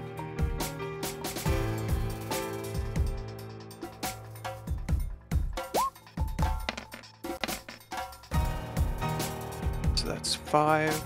Excellent. 13, so I need 2 more, so let's roll 1 more d6. And there it is. Awesome. Alright, so you do make it across with no need for a reflex save or to be slowed down. Dennis and Desmond are down on the end of the street. They're going to be trying to follow along with you, keeping an eye on where you're running on the rooftops. It's now this dude's turn, and I'm going to make an agility check for him to try to climb down these ruins. Alright, he's got a 10. I'm going to say that gets him across. And now I need to make a roll real quick to see what is inside of this building.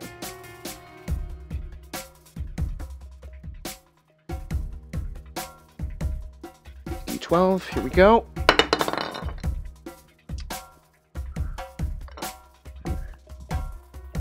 Yeah. Mm-hmm. Wow. Yeah, okay, perfect.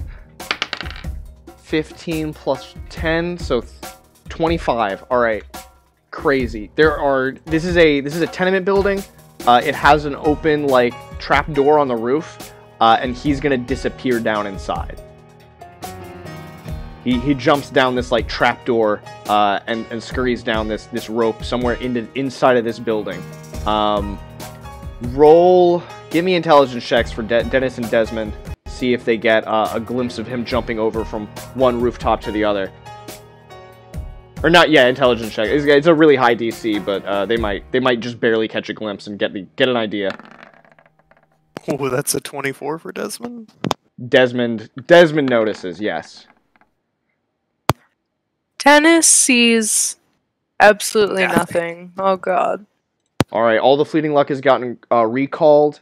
Desi rolls high enough that he notices, and he's gonna be like... Dennis is like, who do you think's chasing him? He's like, nobody, let's go. And Dennis is like, what? And Dennis, I'm gonna say Dennis lags behind a little bit. He's like, wait, what?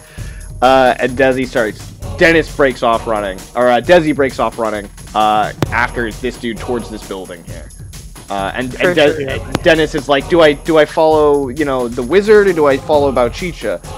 Kind of thing. He gets a quick brain fart, and we're gonna go back up to the top of initiative. Bouchicha, Osolva, what do you do?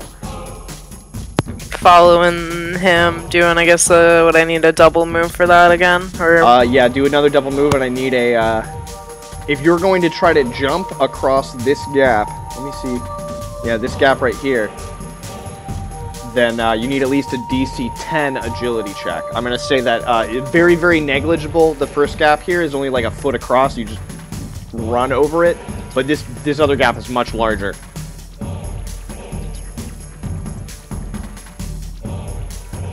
Okay. I'm sorry, do I just roll 1d20 then for this? Yes.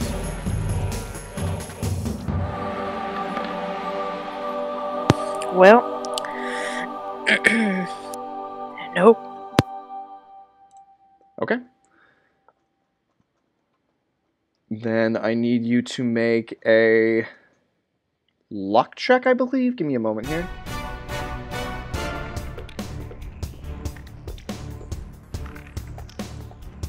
Yes, I need you to make a roll a d20 and add your current luck mod.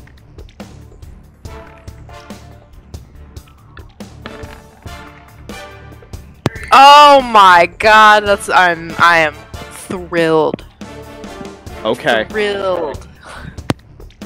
Bouchicha, you go to jump across this gap and you fall in between the two buildings. You take 3d6 points of falling damage as you smack the cobblestones quite hard. Looks like that's 7 points of damage. I think that might be a drop in the bucket for you, though.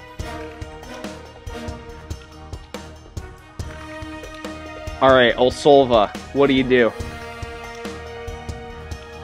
Go ahead and go for that trapdoor as well. Alright, roll an agility check to get across the gap. We'll see if you can do it.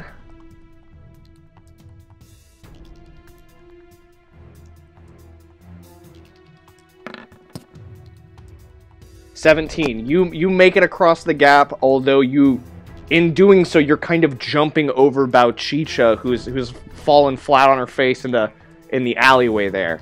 Do you continue to that trapdoor?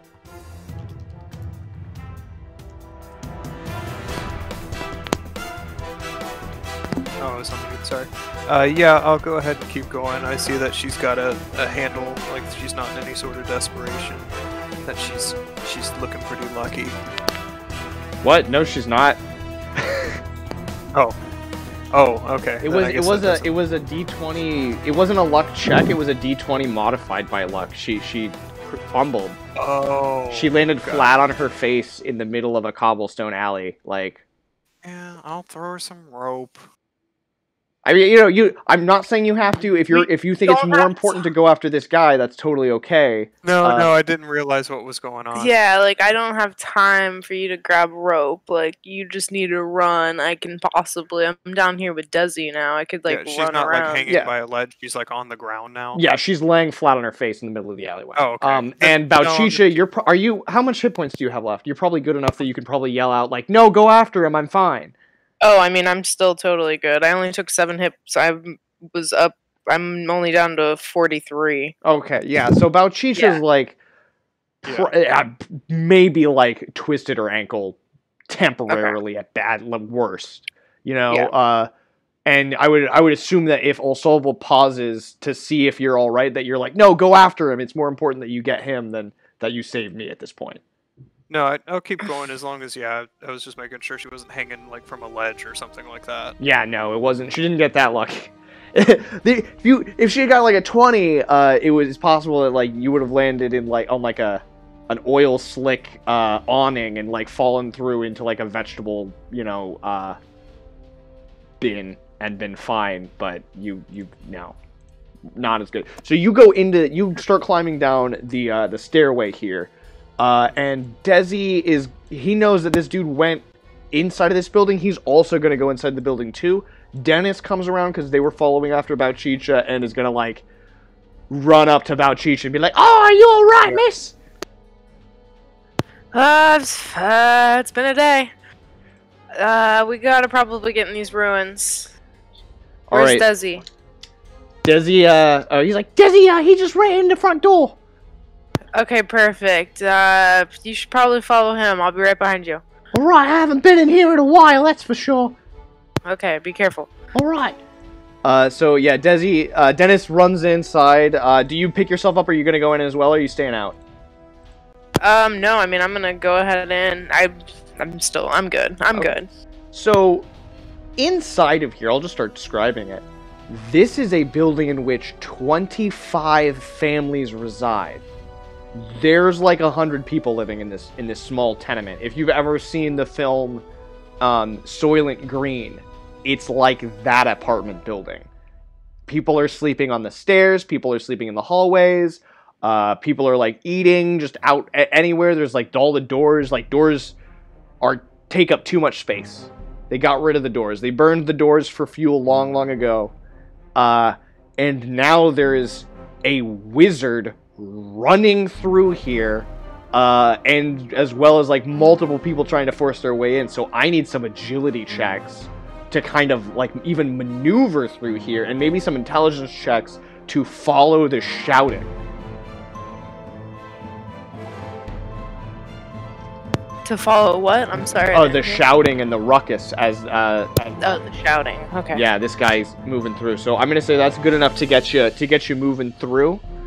To try to follow after this guy, and that's definitely enough. Oh my goodness, Desmond! Yes.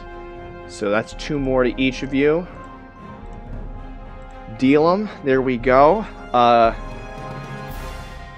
Yeah. So you're each able to maneuver your way through. I'm gonna roll for him now to see how well he's getting through here. No, that is a 9 minus 1. That's only an 8. And so I'm going to say that this guy's tripped and fallen into like a pile of people who are all kind of like trying to push him off while he's trying to stand up. And he's just kind of like, he's kind of trapped in this sea of people. On one end of the hallway, I'm just going to start mapping this out. On one end of the hallway, you've got Osolva. On the other end of the hallway, you've got Desmond.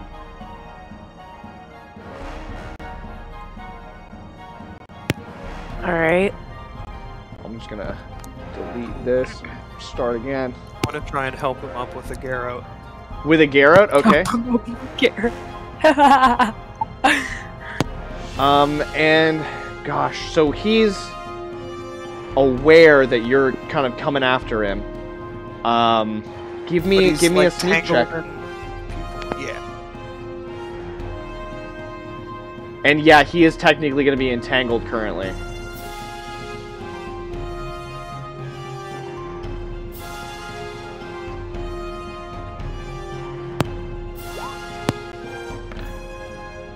It's 24. Yeah, no, absolutely. You're able to get up and maneuver in a way that, like, you don't step on anyone. You very quickly, like, just move your way, like a cat walking through a hallway full of, like, markers standing on their ends. Like, you very quickly maneuver your way through this hallway and right up behind this guy just as he stands and sees Desmond at the other end of the hallway. They lock eyes just as you come up behind. Go ahead and roll me that Garrote check.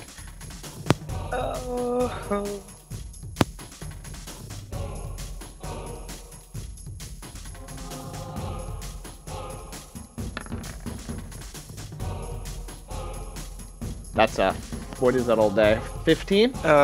15 all day. I can spit some luck on it if need be here. I gotta grab this guy's stats real fast. They're in a different section. I knew this would be a really fun module to run. You're going all crazy here.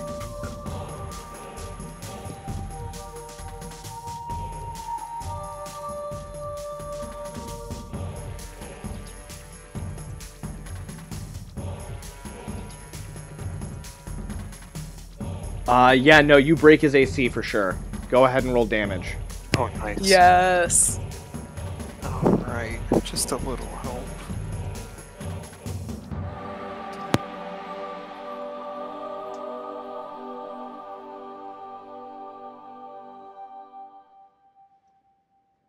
Oh wait, I roll a d16 for crit table 2 as well. Yes. Yeah, I have crit table 2 in front of me right now if you want to let me know what you get on that. Okay, that's just a plain 16. That's a 16. Oh my goodness. Lightning fast. Oh my goodness. That's so disgusting. Okay, roll damage. D.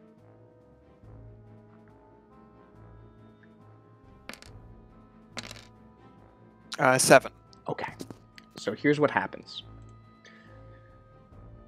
You two decide you're not going to go with King Corval's plan. You're going to go to the Abbess, the leader of the 40 Owlets, and tell her that King Corval's about to pin wiping out the Scudders on her to cause an even greater gang war here. As you're leaving this meeting, which goes very well for you, you notice Javisto, King Corval's Dark Wizard, who is going to be in on this plan, who's been kind of shadowing you ever since you were introduced to him, waiting outside of your room, and yes, even following you all the way here. Hold on, I'm in the wrong map. Now, you see him watching you from a few buildings away. You give chase. He makes it inside of a disused tenement full of like 100 poor people. Bouchicha falls in the alleyway flat on her face. Desmond makes it into the building at the same time as Osolva enters, and the two of you sandwich the wizard, who is tripped over a group of elderly people. As he rights himself, he makes eye contact with Desmond, and realizing that he's in trouble, he tries to use mesmerism to charm Desmond, and his eyes begin to pulsate with a sort of magical energy, a hypnotic pulsing that is, it takes Desmond by surprise for a second, and then just as soon as he's startled by this pulsating of the eyes, one of his eyeballs immediately fills with blood as all the blood vessels burst and then pops out of his skull, hanging by the optic nerve. And he falls to the ground in a pile of people, at which point I'm going to say they all panic, because that was pretty unexpected. And I'm going to need some agility. Yeah, that's We're about to be in a stampede. Yes. All characters now need to make a reflex save, as everyone both spills out of this building and down the stairs and everything, and this could be quite a bit of damage if you get caught up in this trampling. 15. Okay. Bouchicha, you manage to grab Dennis and pull him out of the street as people start streaming down here. Cool. Osolva, you manage throw him on my shoulders. You manage to stay back and push your way back towards that the way that you came down, and try to like climb up on the ladder instead of getting trampled under everybody's feet. But what about Desmond, who's kind of going to be trapped in the middle of it at the top of the stairs here? Oh, okay, so he's on the opposite You need to roll for side him, there, yeah. so He's in a much more dangerous position than anyone else. Let me see what he's at. Reflex +1.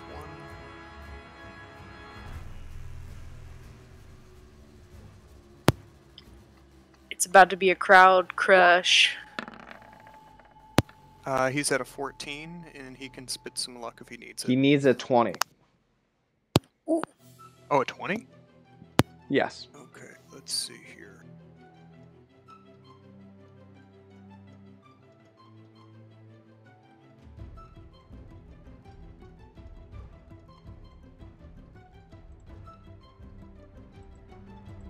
Where's that? Oof. Oh, I'm on Dennis. Oh, thank you. Okay. Okay. We're at 14.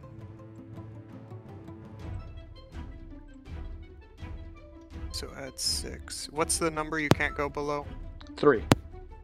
Okay. So yeah, we'll spend the 6. Okay. You spend the 6, and Desi is able to kind of like ride the tidal wave down and out, and manage to like kind of stay on his feet the entire time.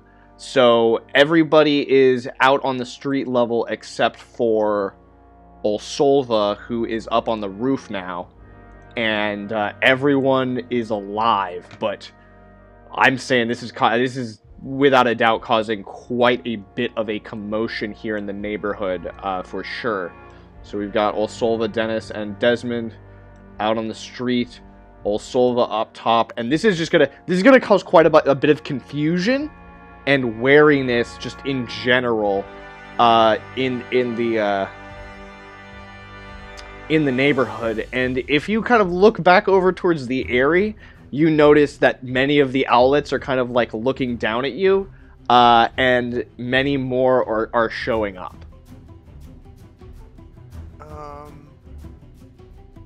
Okay, so I'm up near the roof. Can I try and ransack Javos? What's his name here?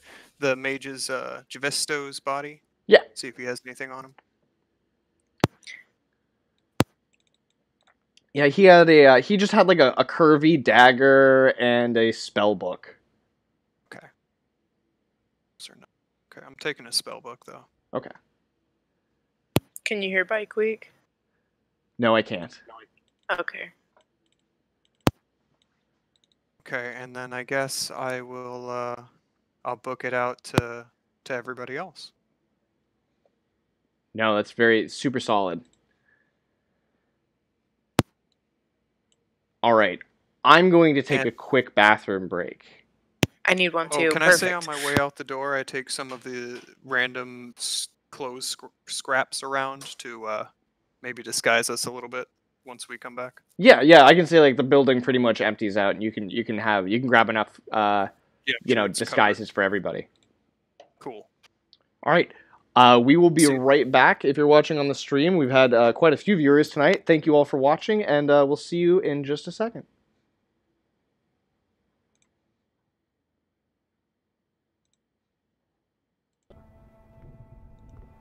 Okay, we have returned.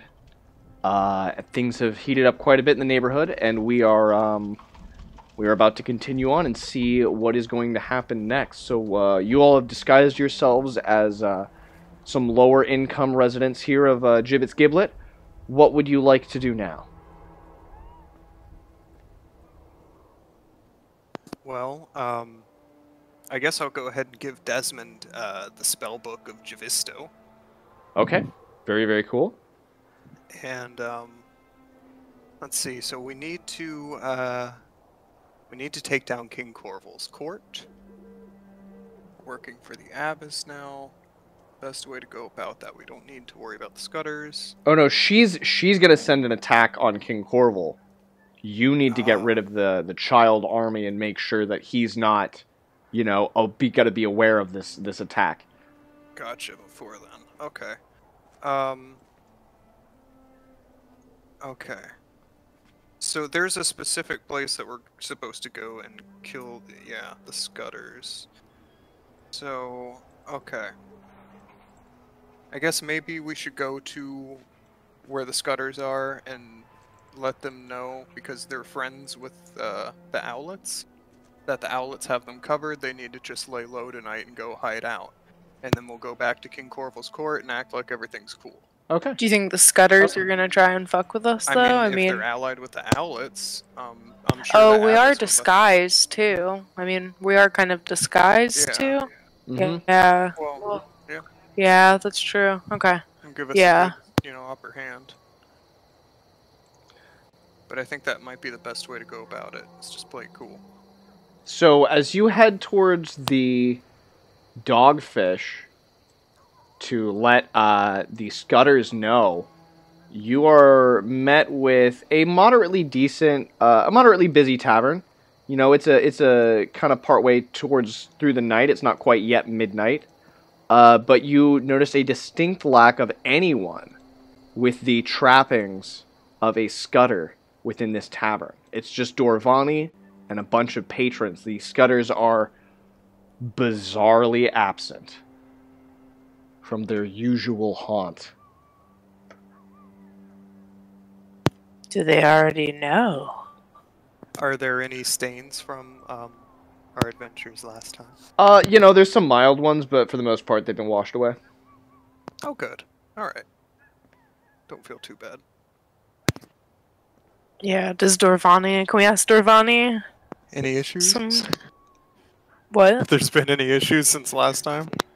Yeah. Dorvani's like, I don't want any trouble.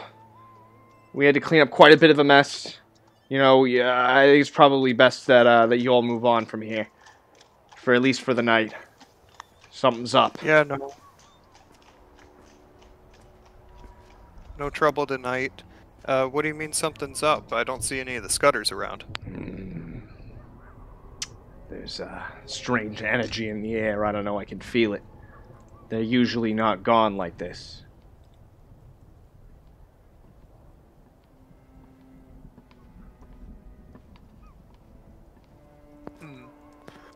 It is pretty strange. Is it to do with the... I think it's to do with all the fog, the strange weather? It might be. I know it's making people quite nervous here. Where else would they be if they're not here? Do you know?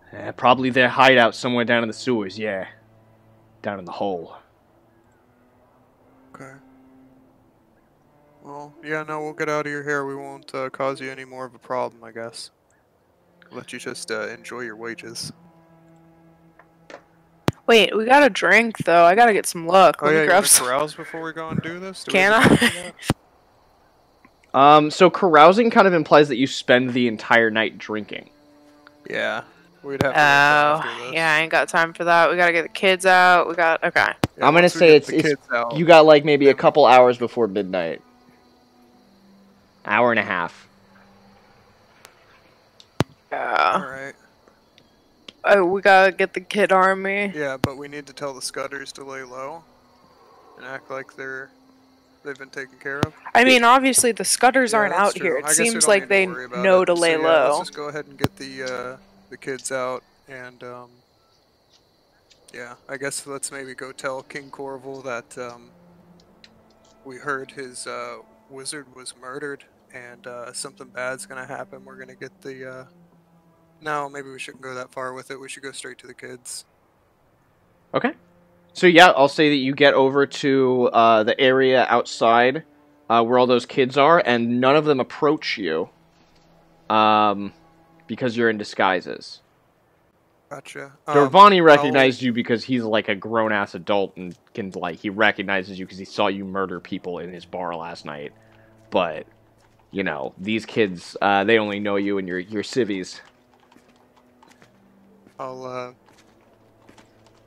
have Dennis. Well, no, I'll just go ahead and take off whatever's on my head and talk to the kids. Say, hey, come here. Oh, it's you! What is it? What's going on? Listen, my little babies. You've got to get out of here tonight. Something bad could happen, and I don't want you to get hurt. You got to tell all your little friends. You just need to go somewhere else. You need to go and be good little pickpockets, and you know, just rob and take everything you can, but never get caught. Remember that. Well, we can come back tomorrow, right? It's just us that's banished, right? Or is it the kids too? I mean, yeah, they're not banished. They live here. Okay, yeah, no, you can come back tomorrow, but you need to stay away from here tonight for sure. Okay. All right, we'll head out then. We'll do our best, and you know, they start going around and like talking to each other, like, "Yo, we got to jog on tonight. Let's get out of here. You know, we'll find a different place to crash." And they start moving out from around the grindstone. You got about 30 minutes to midnight. What do you do? Do we have enough room on the ship? They could stay on the ship. Yeah, For a at night? least a few. These are all, how many kids are there? We added what, Oh, 7 God. more or 9 more? There's a lot of there. I mean, it was an insane amount. It was like a D20 the first time. I think it was like 15. Now it's like 22. Yeah, if it was 7, yeah. If it was just 7, then maybe. I can't remember if it was 7 or 7 plus 2 or 5 plus 2. Let me look. It was early on. Well, and it was added because you had the same result the last time you caroused as well. So, it's cumulative. Children army.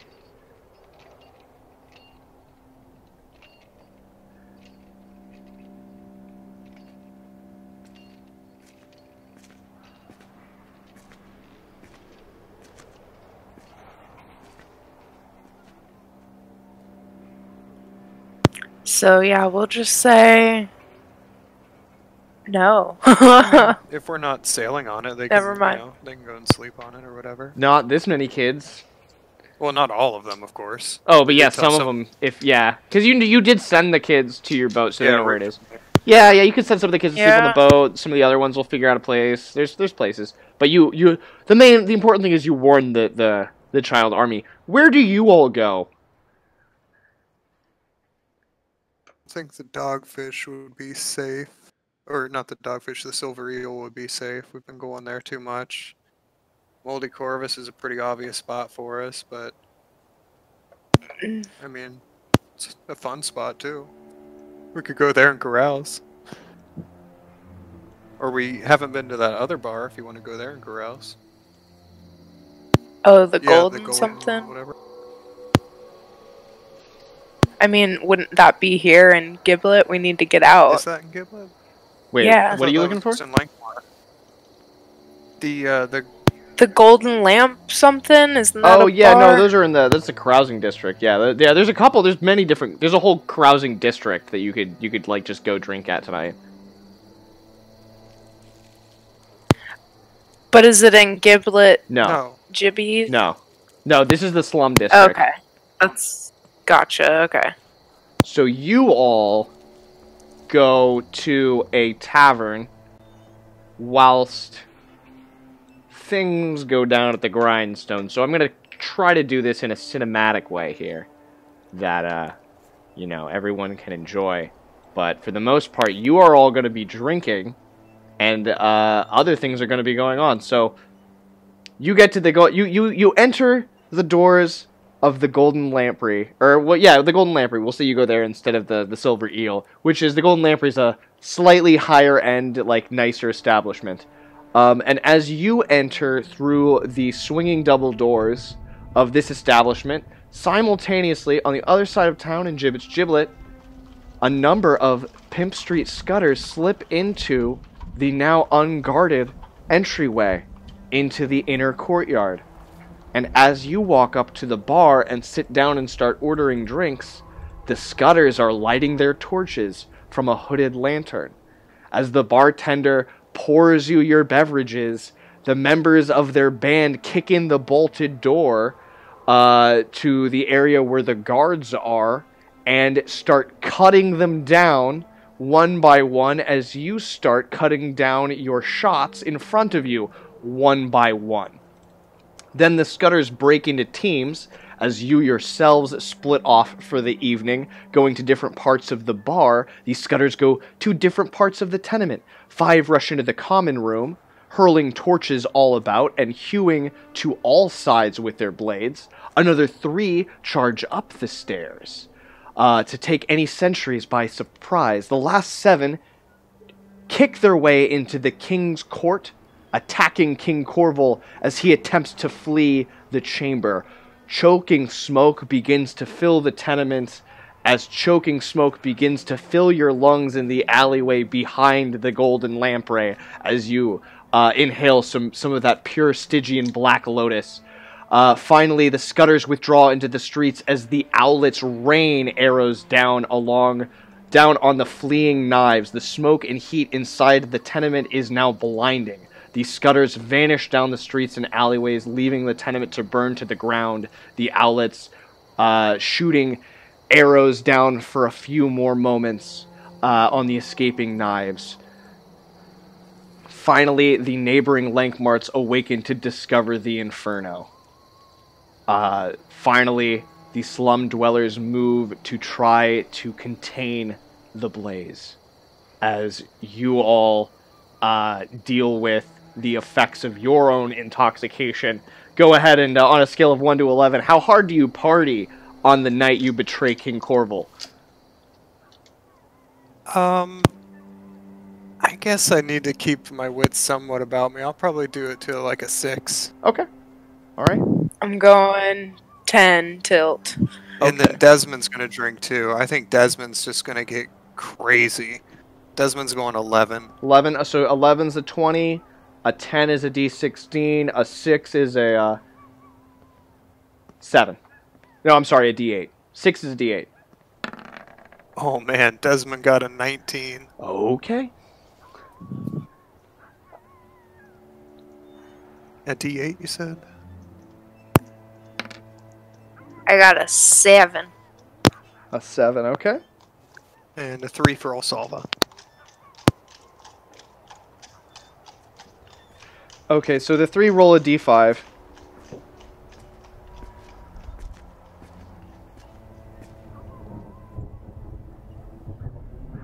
A 2 this time. You get 2 luck points.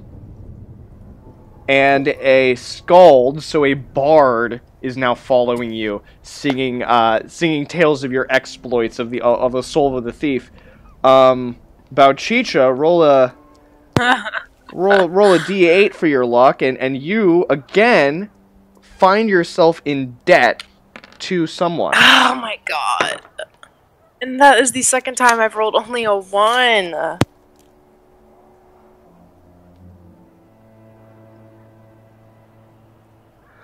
And you are gonna owe...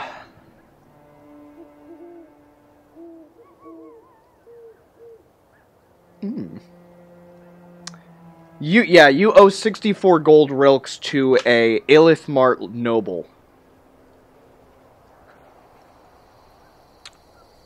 And now Desmond rolls 3d6 for their luck, and let's see exactly why this has happened. Ooh. Very nice. He's back. Oh, he's back. But unfortunately, he was talking about his time as a smuggler. You know, he was sharing some really dope stories about when he was younger and used to do smuggling. Unfortunately, due to a slip of his lubricated tongue, he gives away an operation of the Thieves Guild, and they've now placed a price on his head. Thief takers the city over are now hunting for Desi and his companions. We got a bail.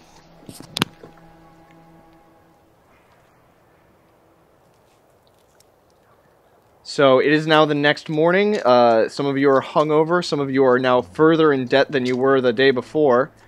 And one of you has a skald who's following you around trying to like sing songs of your conquest and everything. I'm not sure, like maybe you spent the night with them last night. I don't know how you want to deal with that. But I'll let you decide how you want to handle having a bard following you around. You know, he's not bad actually. And wasn't bad either. Yeah, but I will ask him to change my name for the time being. We're not going to sing about Osolva. We're going to sing about anybody not named Osolva, or Bouchicha, or Desmond. Well, I got all the rhymes, though. I've been working the rhymes all night. You know, I'm sure that you're talented, and you can give me some improv rhymes about not any of our names. Well, all right, I'll do my best. Or you know, you can just call me. What do you guys? What do you have a group name I could use or something? Is there something like that you want better? What do you call the group when you're all a group? Are you like the squad, or what? You got a name or nothing? We're untitled right now, but you know, it's a working title. We're spicy. Yeah, we are spicy. We're half girls. Yeah. Oh, are you the Spice Girls? That's a good name. Is that taken? I don't think so. It sounds good though. Yeah, we'll have to check out copyright. We'll get back to you. I don't know what copyright is, but all right.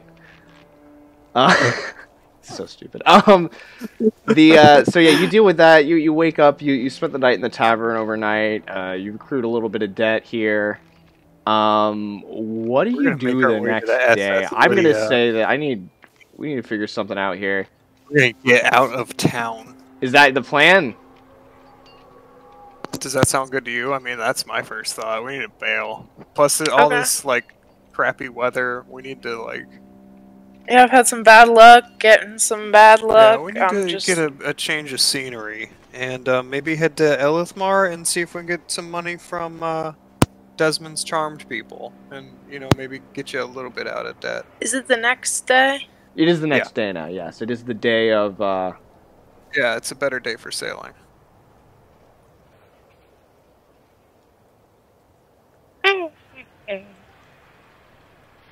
We're on the day of the dog. yes. It's a dog day. Lucky day for warfare, okay.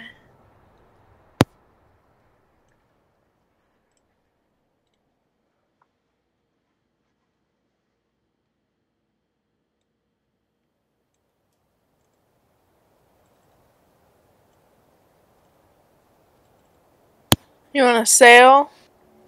Yeah, I think that's the our best ticket out of here. I think we need to sail over to Illichmar. Oh wait, what's the weather like? Is it still poopy doops? As a matter of fact, it is, and people are starting to get very worried. This is now the 4th consecutive day of these dark clouds.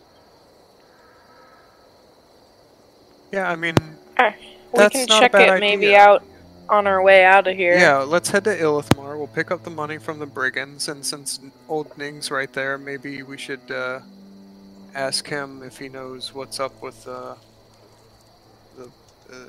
crazy weather.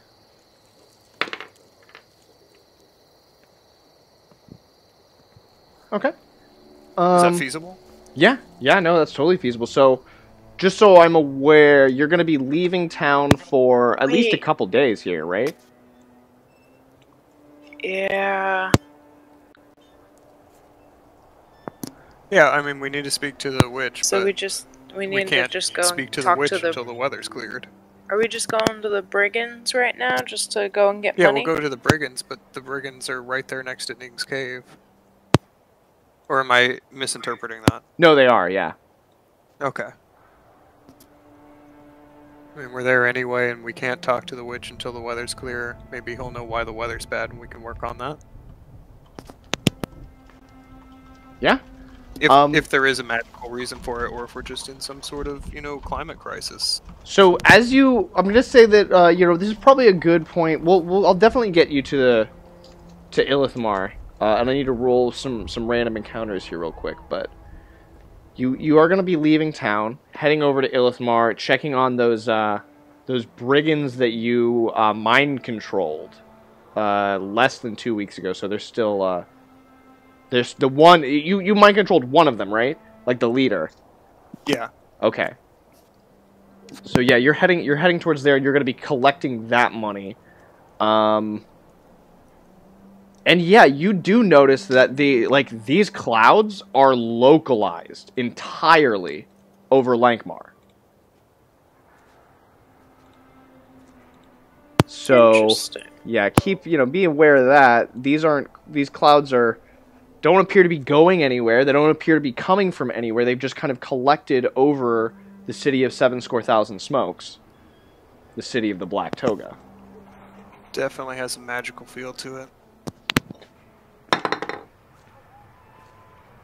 I think Osolva would say.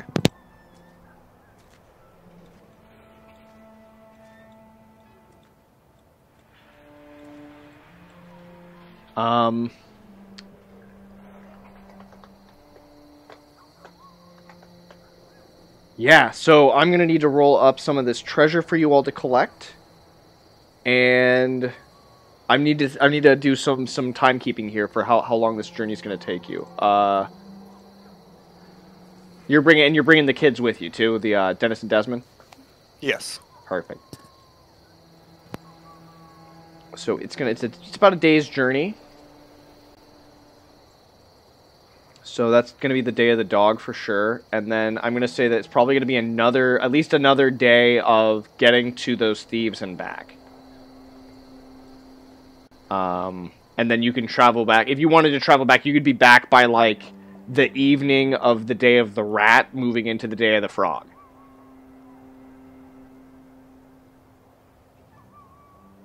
How does that sound? Does that sound good? To head back to where? To Lankhmar? Yeah, is that... Or are you planning on, like, staying gone for a hot second here? Well, what if we go to Ning? to ask about the weather, how to clear that up.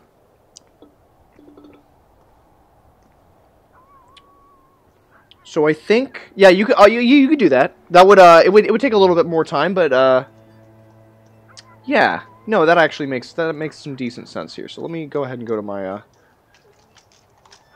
my treasure table here. This is an interesting way to go about doing this adventure for sure. I like this. I went ahead and rolled for your overland travel. Let me make sure I'm doing this correctly. Switching. We're switching.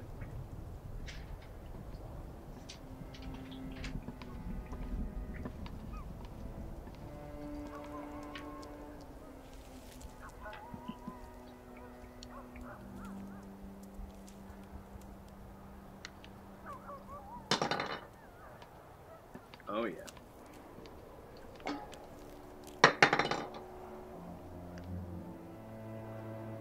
Mm-hmm.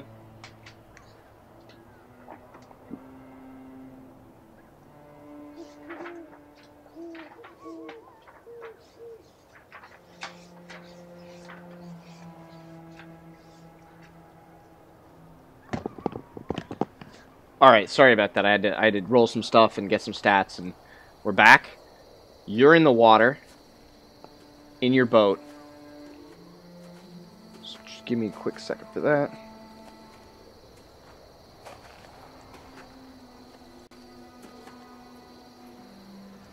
So I can... You are going to have an encounter at sea, so I'm going to draw your boat and have you place your characters on it. To the best of my abilities here.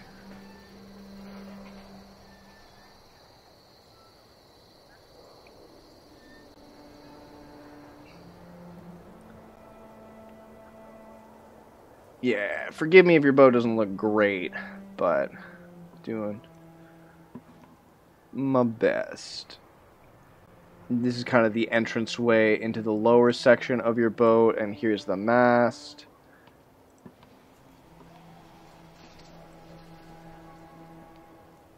There you go. Go ahead and place your characters there, and I will do the same, and I'll have you go ahead and roll initiative as well.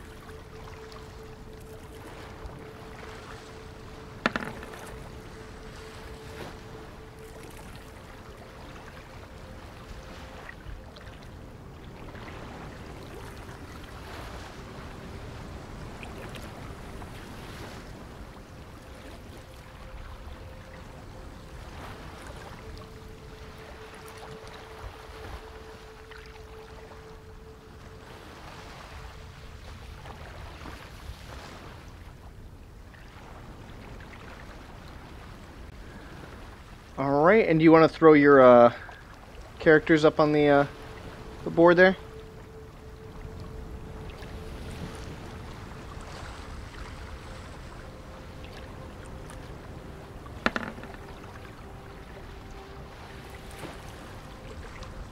There we go. Yeah. Oh. We only need one Dennis. Now more Dennis. Give us more Dennis. The crowd loves Dennis. Everybody loves Dennis. We're gonna shrink everybody down here. Make sure that this is alright. He's won the People's Choice Award. Yes. 3 years in a He's row. the one that sells the merch. So I've also, and I just learned this last night, so forgive me for not bringing it up sooner. If you go to your character sheets, there should be like a roll initiative button that will automatically roll initiative for you and input your initiative score for your character. I don't know if that's quicker or easier for you, but if it is, that's rad. If it's not easier, then that's also okay. Oh, that's pretty cool. Yeah, there's Dennis. I have Dennis now as 13. No, that was just, I wanted to see how it worked. Oh, yeah. What's 2H? Oh, that's inactive. Yeah, what is the 2H one? Hold on. Pushing it. Initiative and then Oh, for 2H. two-handed, gotcha. Oh, yeah, for two-handed, you'll roll with a d16. That is cool, though. I kind of do like that. Yeah, so if you all want to do that, it would save me the trouble of, like, typing in your initiatives individually. And I can just worry about the monster's initiative. Is there a way to move the button? No. Okay. I don't. Did it add my mod to that? It should automatically add your mod, yeah. I mean, I'm a level 4. Isn't it plus level? Mm-hmm. Or wait, what am I? I haven't seen. I haven't seen that do you it rolled for it. me. Yeah, you haven't seen that you rolled it though. Oh, it says you attempted to roll a command looking for the value of a selected token, but no tokens are selected. What did I do wrong?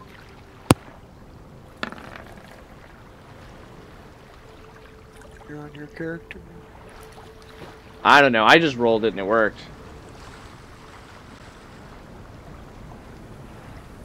Oh, but it rolled it. Oh, because I have a different character selected. Yeah, you have to. So click on your character's token first, I think. Like if you have Bouchicha's token selected, then maybe you hit it because I've given your token the turn and not your character sheet. Oh. Gotcha. You gotta highlight your character. Now if I do that and Oh. then hit... I don't know what I'm doing. Okay, so click on my token, and then... Still rolling for Desmond. Oh, because it's... Oh, right, now I get it. Now it should be Osolva. Yeah, I see. Alright, I got Osolva now. I got Dennis at 4. I got Osolva at 12. Bouchicha, you still having trouble? I think I just did it. I rolled at 11. Yeah, it did it. It did it. Okay, cool. so yeah, I have to click on my thing first. No, Got that it. You got a was just, 7 me plus... testing. You got a 7 plus My- 4. Yeah, for an 11. And now we just need one for Desi. Desmond got an 11, and I got a 17. Those were just me testing the thing out. Oh, yeah, but I mean, you know, roll for, you know, roll. We'll say the testing is now I'll take over. the 12, that's fine. Just put it in for as 12. Yeah, that's fine. Okay. All right, so I've got Dennis at 4, Osolva at 12, Bouchicha at 11, and Desmond at 12. Correct. Perfect. Oh yeah, plus this level. Okay, so as you're sailing along here, your ship suddenly stops and lurches in the water quite greatly. Go ahead and have everybody make a reflex saving throw.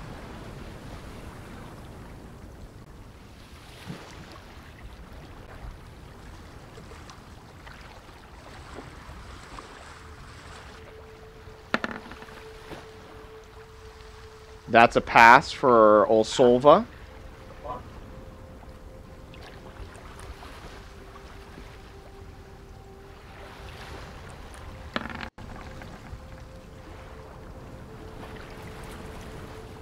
Bouchicha, do you want to burn some luck? You need a 15 here. Desmond. Desmond tonight. So Bouchicha, if you want to burn your fleeting luck, you'll be at the 15 that you need, or you can take the fail. It's fine. Yeah, I'll go ahead and burn it. Okay. Yeah, because you needed the 15, and you had a 12, so you just burned 3. Perfect. Yeah. You burned the 3, and now we need one for Dennis as well.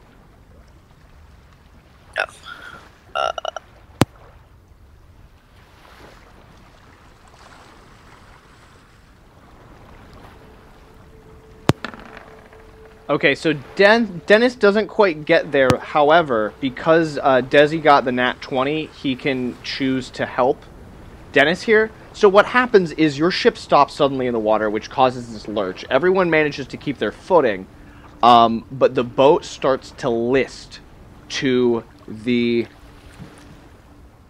port side. I think that's correct. I'm probably wrong here. Because a creature has attached itself to your ship and is now pulling it closer into the water, causing it to go up on one side and potentially capsize here. This creature is a massive octopus that is now attacking your vessel. I believe that the first person to go is going to be Desi. What do you do? Desi and Osolva. I guess it'll attempt to enlarge the boat. This is You can possible. shrink it. That's true, or it could shrink the octopus, or whatever's attacking us. Yeah, I'll have him actually go ahead and attempt to shrink. I think that will be the smarter move. Okay. So you're going to do the potential... You're going to try to reverse the spell here, which does make it a little bit harder to cast, I believe. I'm going to confirm that rule. I've been trying to be more specific about all of the magic rules here. Let's see. Circles, ritualize, learning a spell, places of power,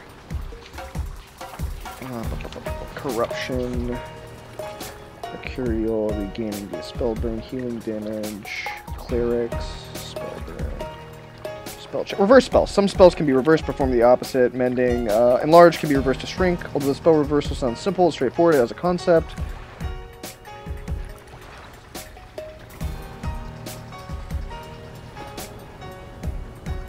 A wizard can learn a spell in one of its versions. If the wizard attempts to cast a reverse of a spell in his repertoire, he makes a spell check at a reduced die tape based on the standard dice chain. So yeah, you just get a -1 die, so you have to roll a d16 here.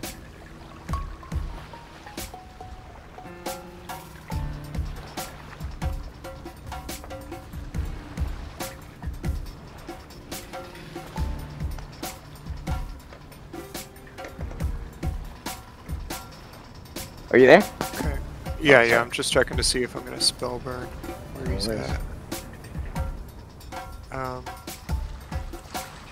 You recover an ability point a day, right? Yes. Okay. Get back to there. Alright, we'll go ahead and burn 2 strength. And add that on. We'll see what we need. Okay.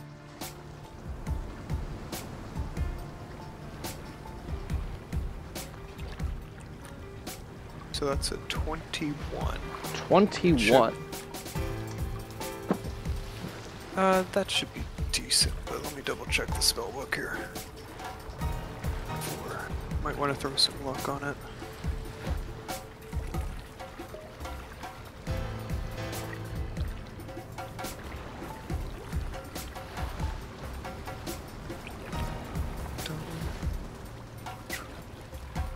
$139.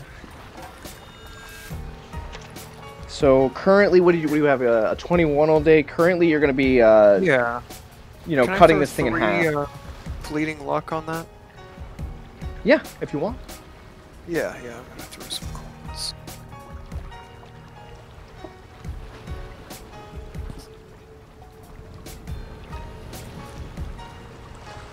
So we're at 24 all day. 24 all day.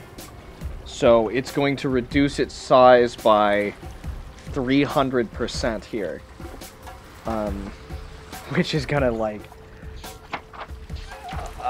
yeah, it's gonna probably shrink down to an... Let's see, it's got HD 2d6. Alright. So yeah, it's gonna go down to a D3 hit points. So it's gonna be down to half a hit dice here. And... yeah, it's no longer going to be nearly heavy enough to do anything to this ship at all. So I'm going to shrink this down to the appropriate size. Let's see, there's 1, 2, 3. So it's still kind of big, but like it's just like on the deck of the ship now. I'm going to say that the ship, like, rights itself and flips it onto the deck of the ship proper. Osolva, it's now your turn. I think I want to try and stab it with my spear and cook it. Okay, yeah, not a bad idea. Go ahead. Give me a spear stab check. On it. Calamari sounds so good right It does, now. actually. +3. 4, 5. Guess we'll have to wait till we get to land to cook it, but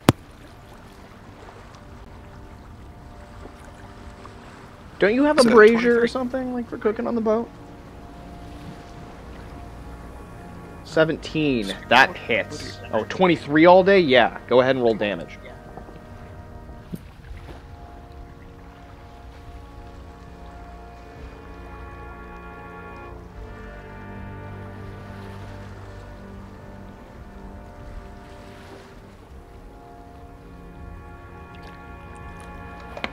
Damage. All right, yeah, no, that'll do it. So you move up to it with your spear and you stab it right through, and its tentacles kind of like wrap around the spear in an attempt to not to like push it away, but it just kind of like wraps itself around the spear and makes it perfect for cooking. Beautiful. So yeah, he's a perfect skewered octopus. That worked out great. And let's say that you probably do have some kind of brazier on this boat for cooking that you can bring out on deck and have like kind of like roast this up for the afternoon, as you head across the sea. Some little grill of sorts. Yeah, something like that. Definitely a way to cook on the boat for sure. Comes standard with most boats these days. So you do make it to Lankhmar by the end of the day. You make it into the harbor here, where it's pretty wintry. You know, it's overcast. It's not going to snow over here, but the harbor sharks are out, and there are people watching them on the docks. And you pull up. You're probably at a first name basis with the harbor master here, since this is your most common haunt outside of Lankhmar at this point. And what would you like to do now?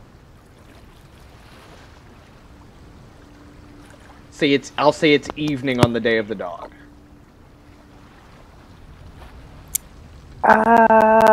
Let's go up that path and go talk to our brigand boys. Sure. Okay.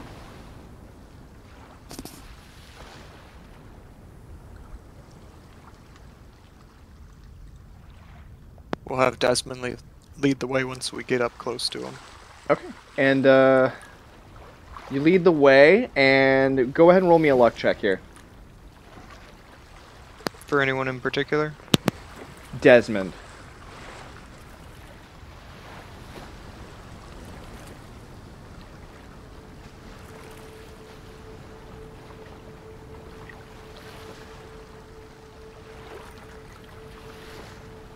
I think it's a tie. Let me check.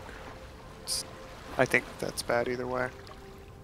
Yeah, it's a tie. It's a tie? I think ties still get it. I'm gonna confirm this in the rules as well. I feel like that's fair. But yeah, I think if you tie or are below. Lock, right place, right time, pray for the gods.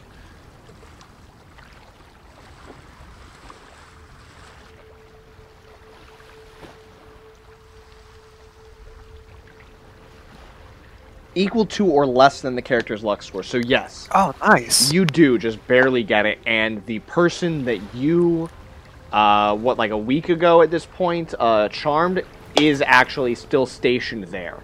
And as soon as he sees Desmond, he's like, Desi! No, he doesn't even know Desmond's name. He's like, oh my god, it's you!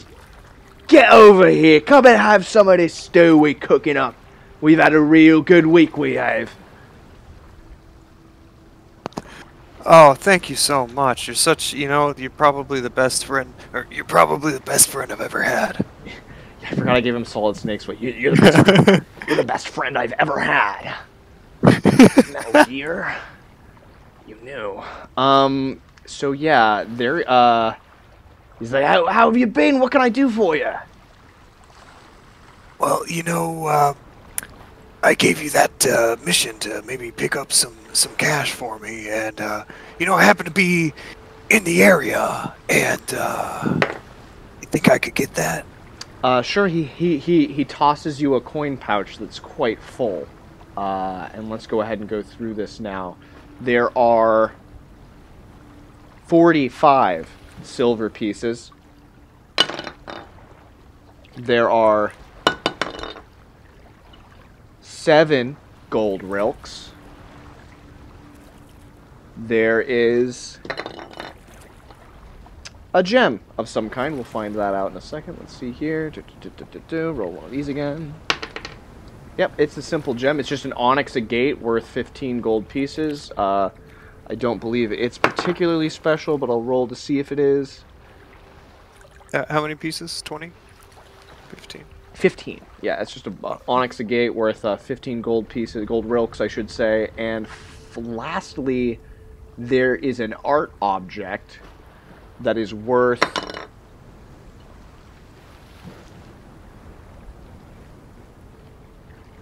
30 gold rilks, and it is, I'll tell you here in a second. Rolling one more time.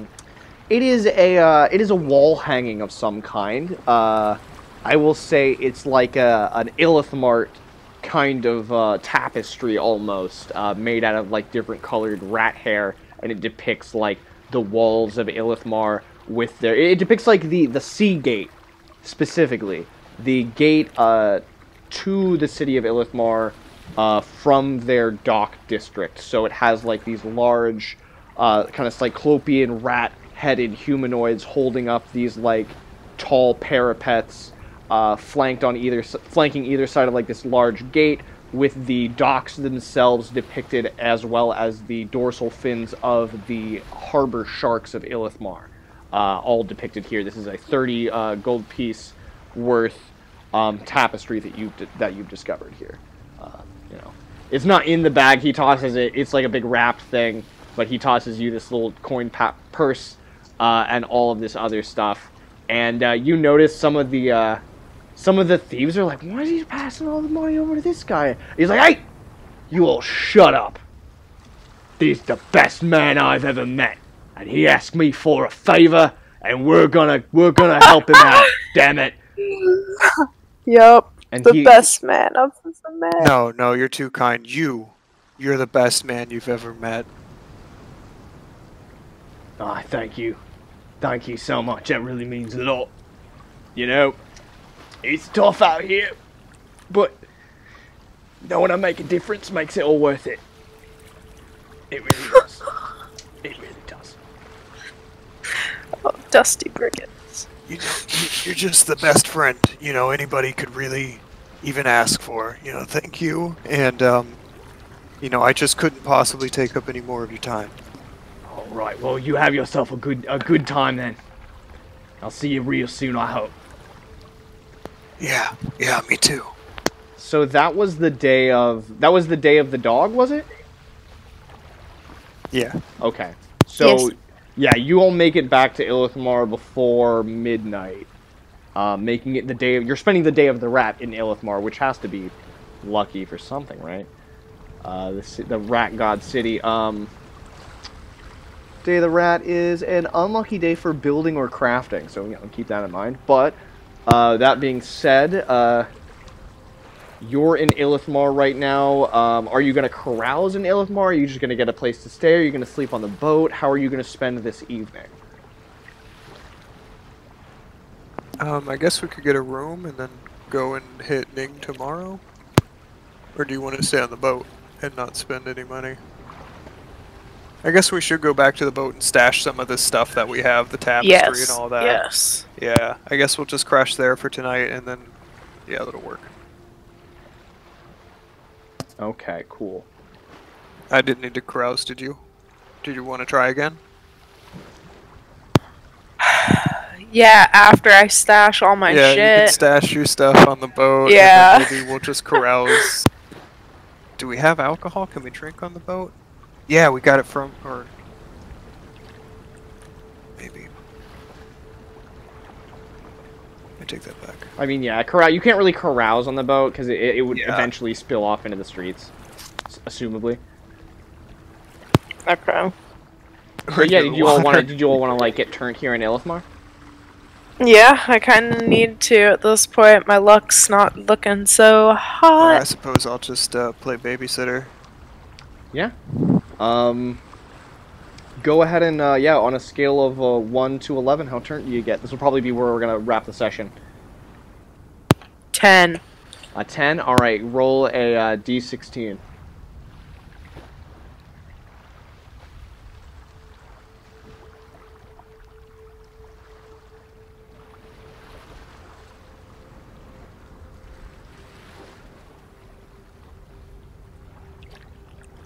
Thirteen. 13. You're gonna get 2d6 luck back.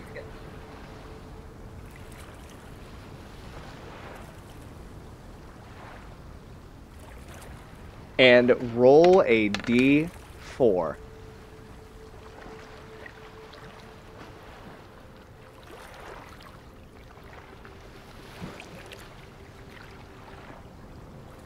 I'm at 16, 1 under max. And then what did I roll? I'm sorry. A d4. D4. Oh, buddy. Schwan. Okay. So during the evening, someone comes up to you and asks you, well, I should say, they tell you, Sasputin wants his fucking money. How do you respond? Yeah, I'm working on it. Alright, chill. I'm guessing. Yeah, totally. And he's just like, you know, it doesn't look like you're working on it, and Sasputin doesn't like the bullshit. So here's one on you. And he gives you like a sign with his hand. He makes like some kind of like strange sign in the air in front of you and mesmerizes you for a moment. And you, for the next adventure, are unable to tell a lie. Okay. And then the wizard disappears in front of you in the alleyway. You know, I could have stopped him, but I thought it'd be fun. Cool, thanks.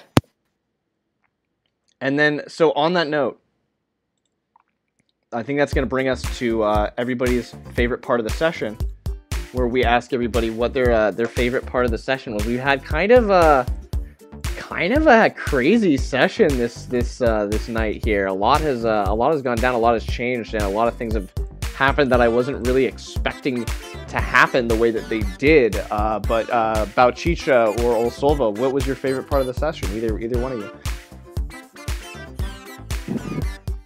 My favorite part was kind of the us drinking while the scutters get scudded montage that you kind of laid out there. I liked that. I thought that would be fun. I was like, how do I like? Yeah. Yeah, no, that was a brief moment of inspiration from me that I think did work out really well. And Wallaby, what was your favorite part? I really like how it was rambunctious and I guess kind of off the wall like last time. I mean, I'm sure it makes it hard for you, but I don't know. It was really a lot of fun. Kind of. Yeah, you all leaving Lankhmar was a little difficult, but everything else was pretty straightforward and easy. I mean, there was really a lot that I liked, but I think just maybe being able to work out the whole betrayal and being able to not get busted by Jivust and cutting his head off, like just that whole sequence there. I think you played it out well, and like it cinematically, you could see it in your head really well. It was a lot of fun. I'm kicking myself. This is the first time I'm running a module off of a PDF, so I don't actually have it in front of me. And I missed the fact that Jivisto's supposed to have like a teleportation ability that'll instantly teleport him like 100 yards away. And I was like, I read that like right after you popped his eye out, and I was just like, damn it, I wish I had remembered that. That's okay. That's all right.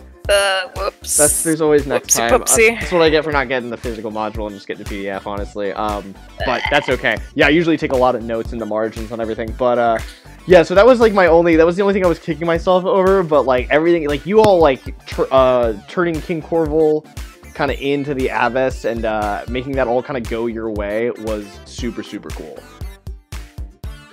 Yeah, I thought. I Yeah. mean, I like the whole Crimson Teardrop of the Black Viper's Eye, and I feel like if we get Yeah, in the getting good side of snuck the in there. Abyss, that can extend that maybe story or companionship with Osolva and Bouchicha and the crew. Oh no, definitely. Yeah, I remember that I had mentioned that they at least knew of each other. Like you found out about the Abyss through the Crimson Teardrop, and they're both exclusive, like women's only and they guilds. wanted in. Yeah, they they both fit in the same niche, so they would be aware. I love it. Like it just Yeah, it's gonna be it really badass. works. It's very fun. It makes you think about it. Think about it all the time when we're not playing. Nice. Yeah, no, that's my favorite that's my favorite element that I've totally made up myself in this campaign. But yeah, so if you've been watching, thank you all for watching. This has been I've had like the most viewers of any stream I've done so far, and it's really getting me close to that 3 viewer average that I'm shooting for. So if you're watching on Twitch, thank you so much. I've noticed I've gotten a few follows from today's stream, so thank you for that very, very much. If you're watching on YouTube right now, be sure to give me a like, comment, subscribe. I've been Zach Lane, aka Judge Zed, joined by Tabo and Wallaby. And you've been watching the only game whose maze plays craze for days in ways that will amaze days and set characters ablaze, Dungeon Crawl Classics. Have a great week, everybody. Good night. Yeah.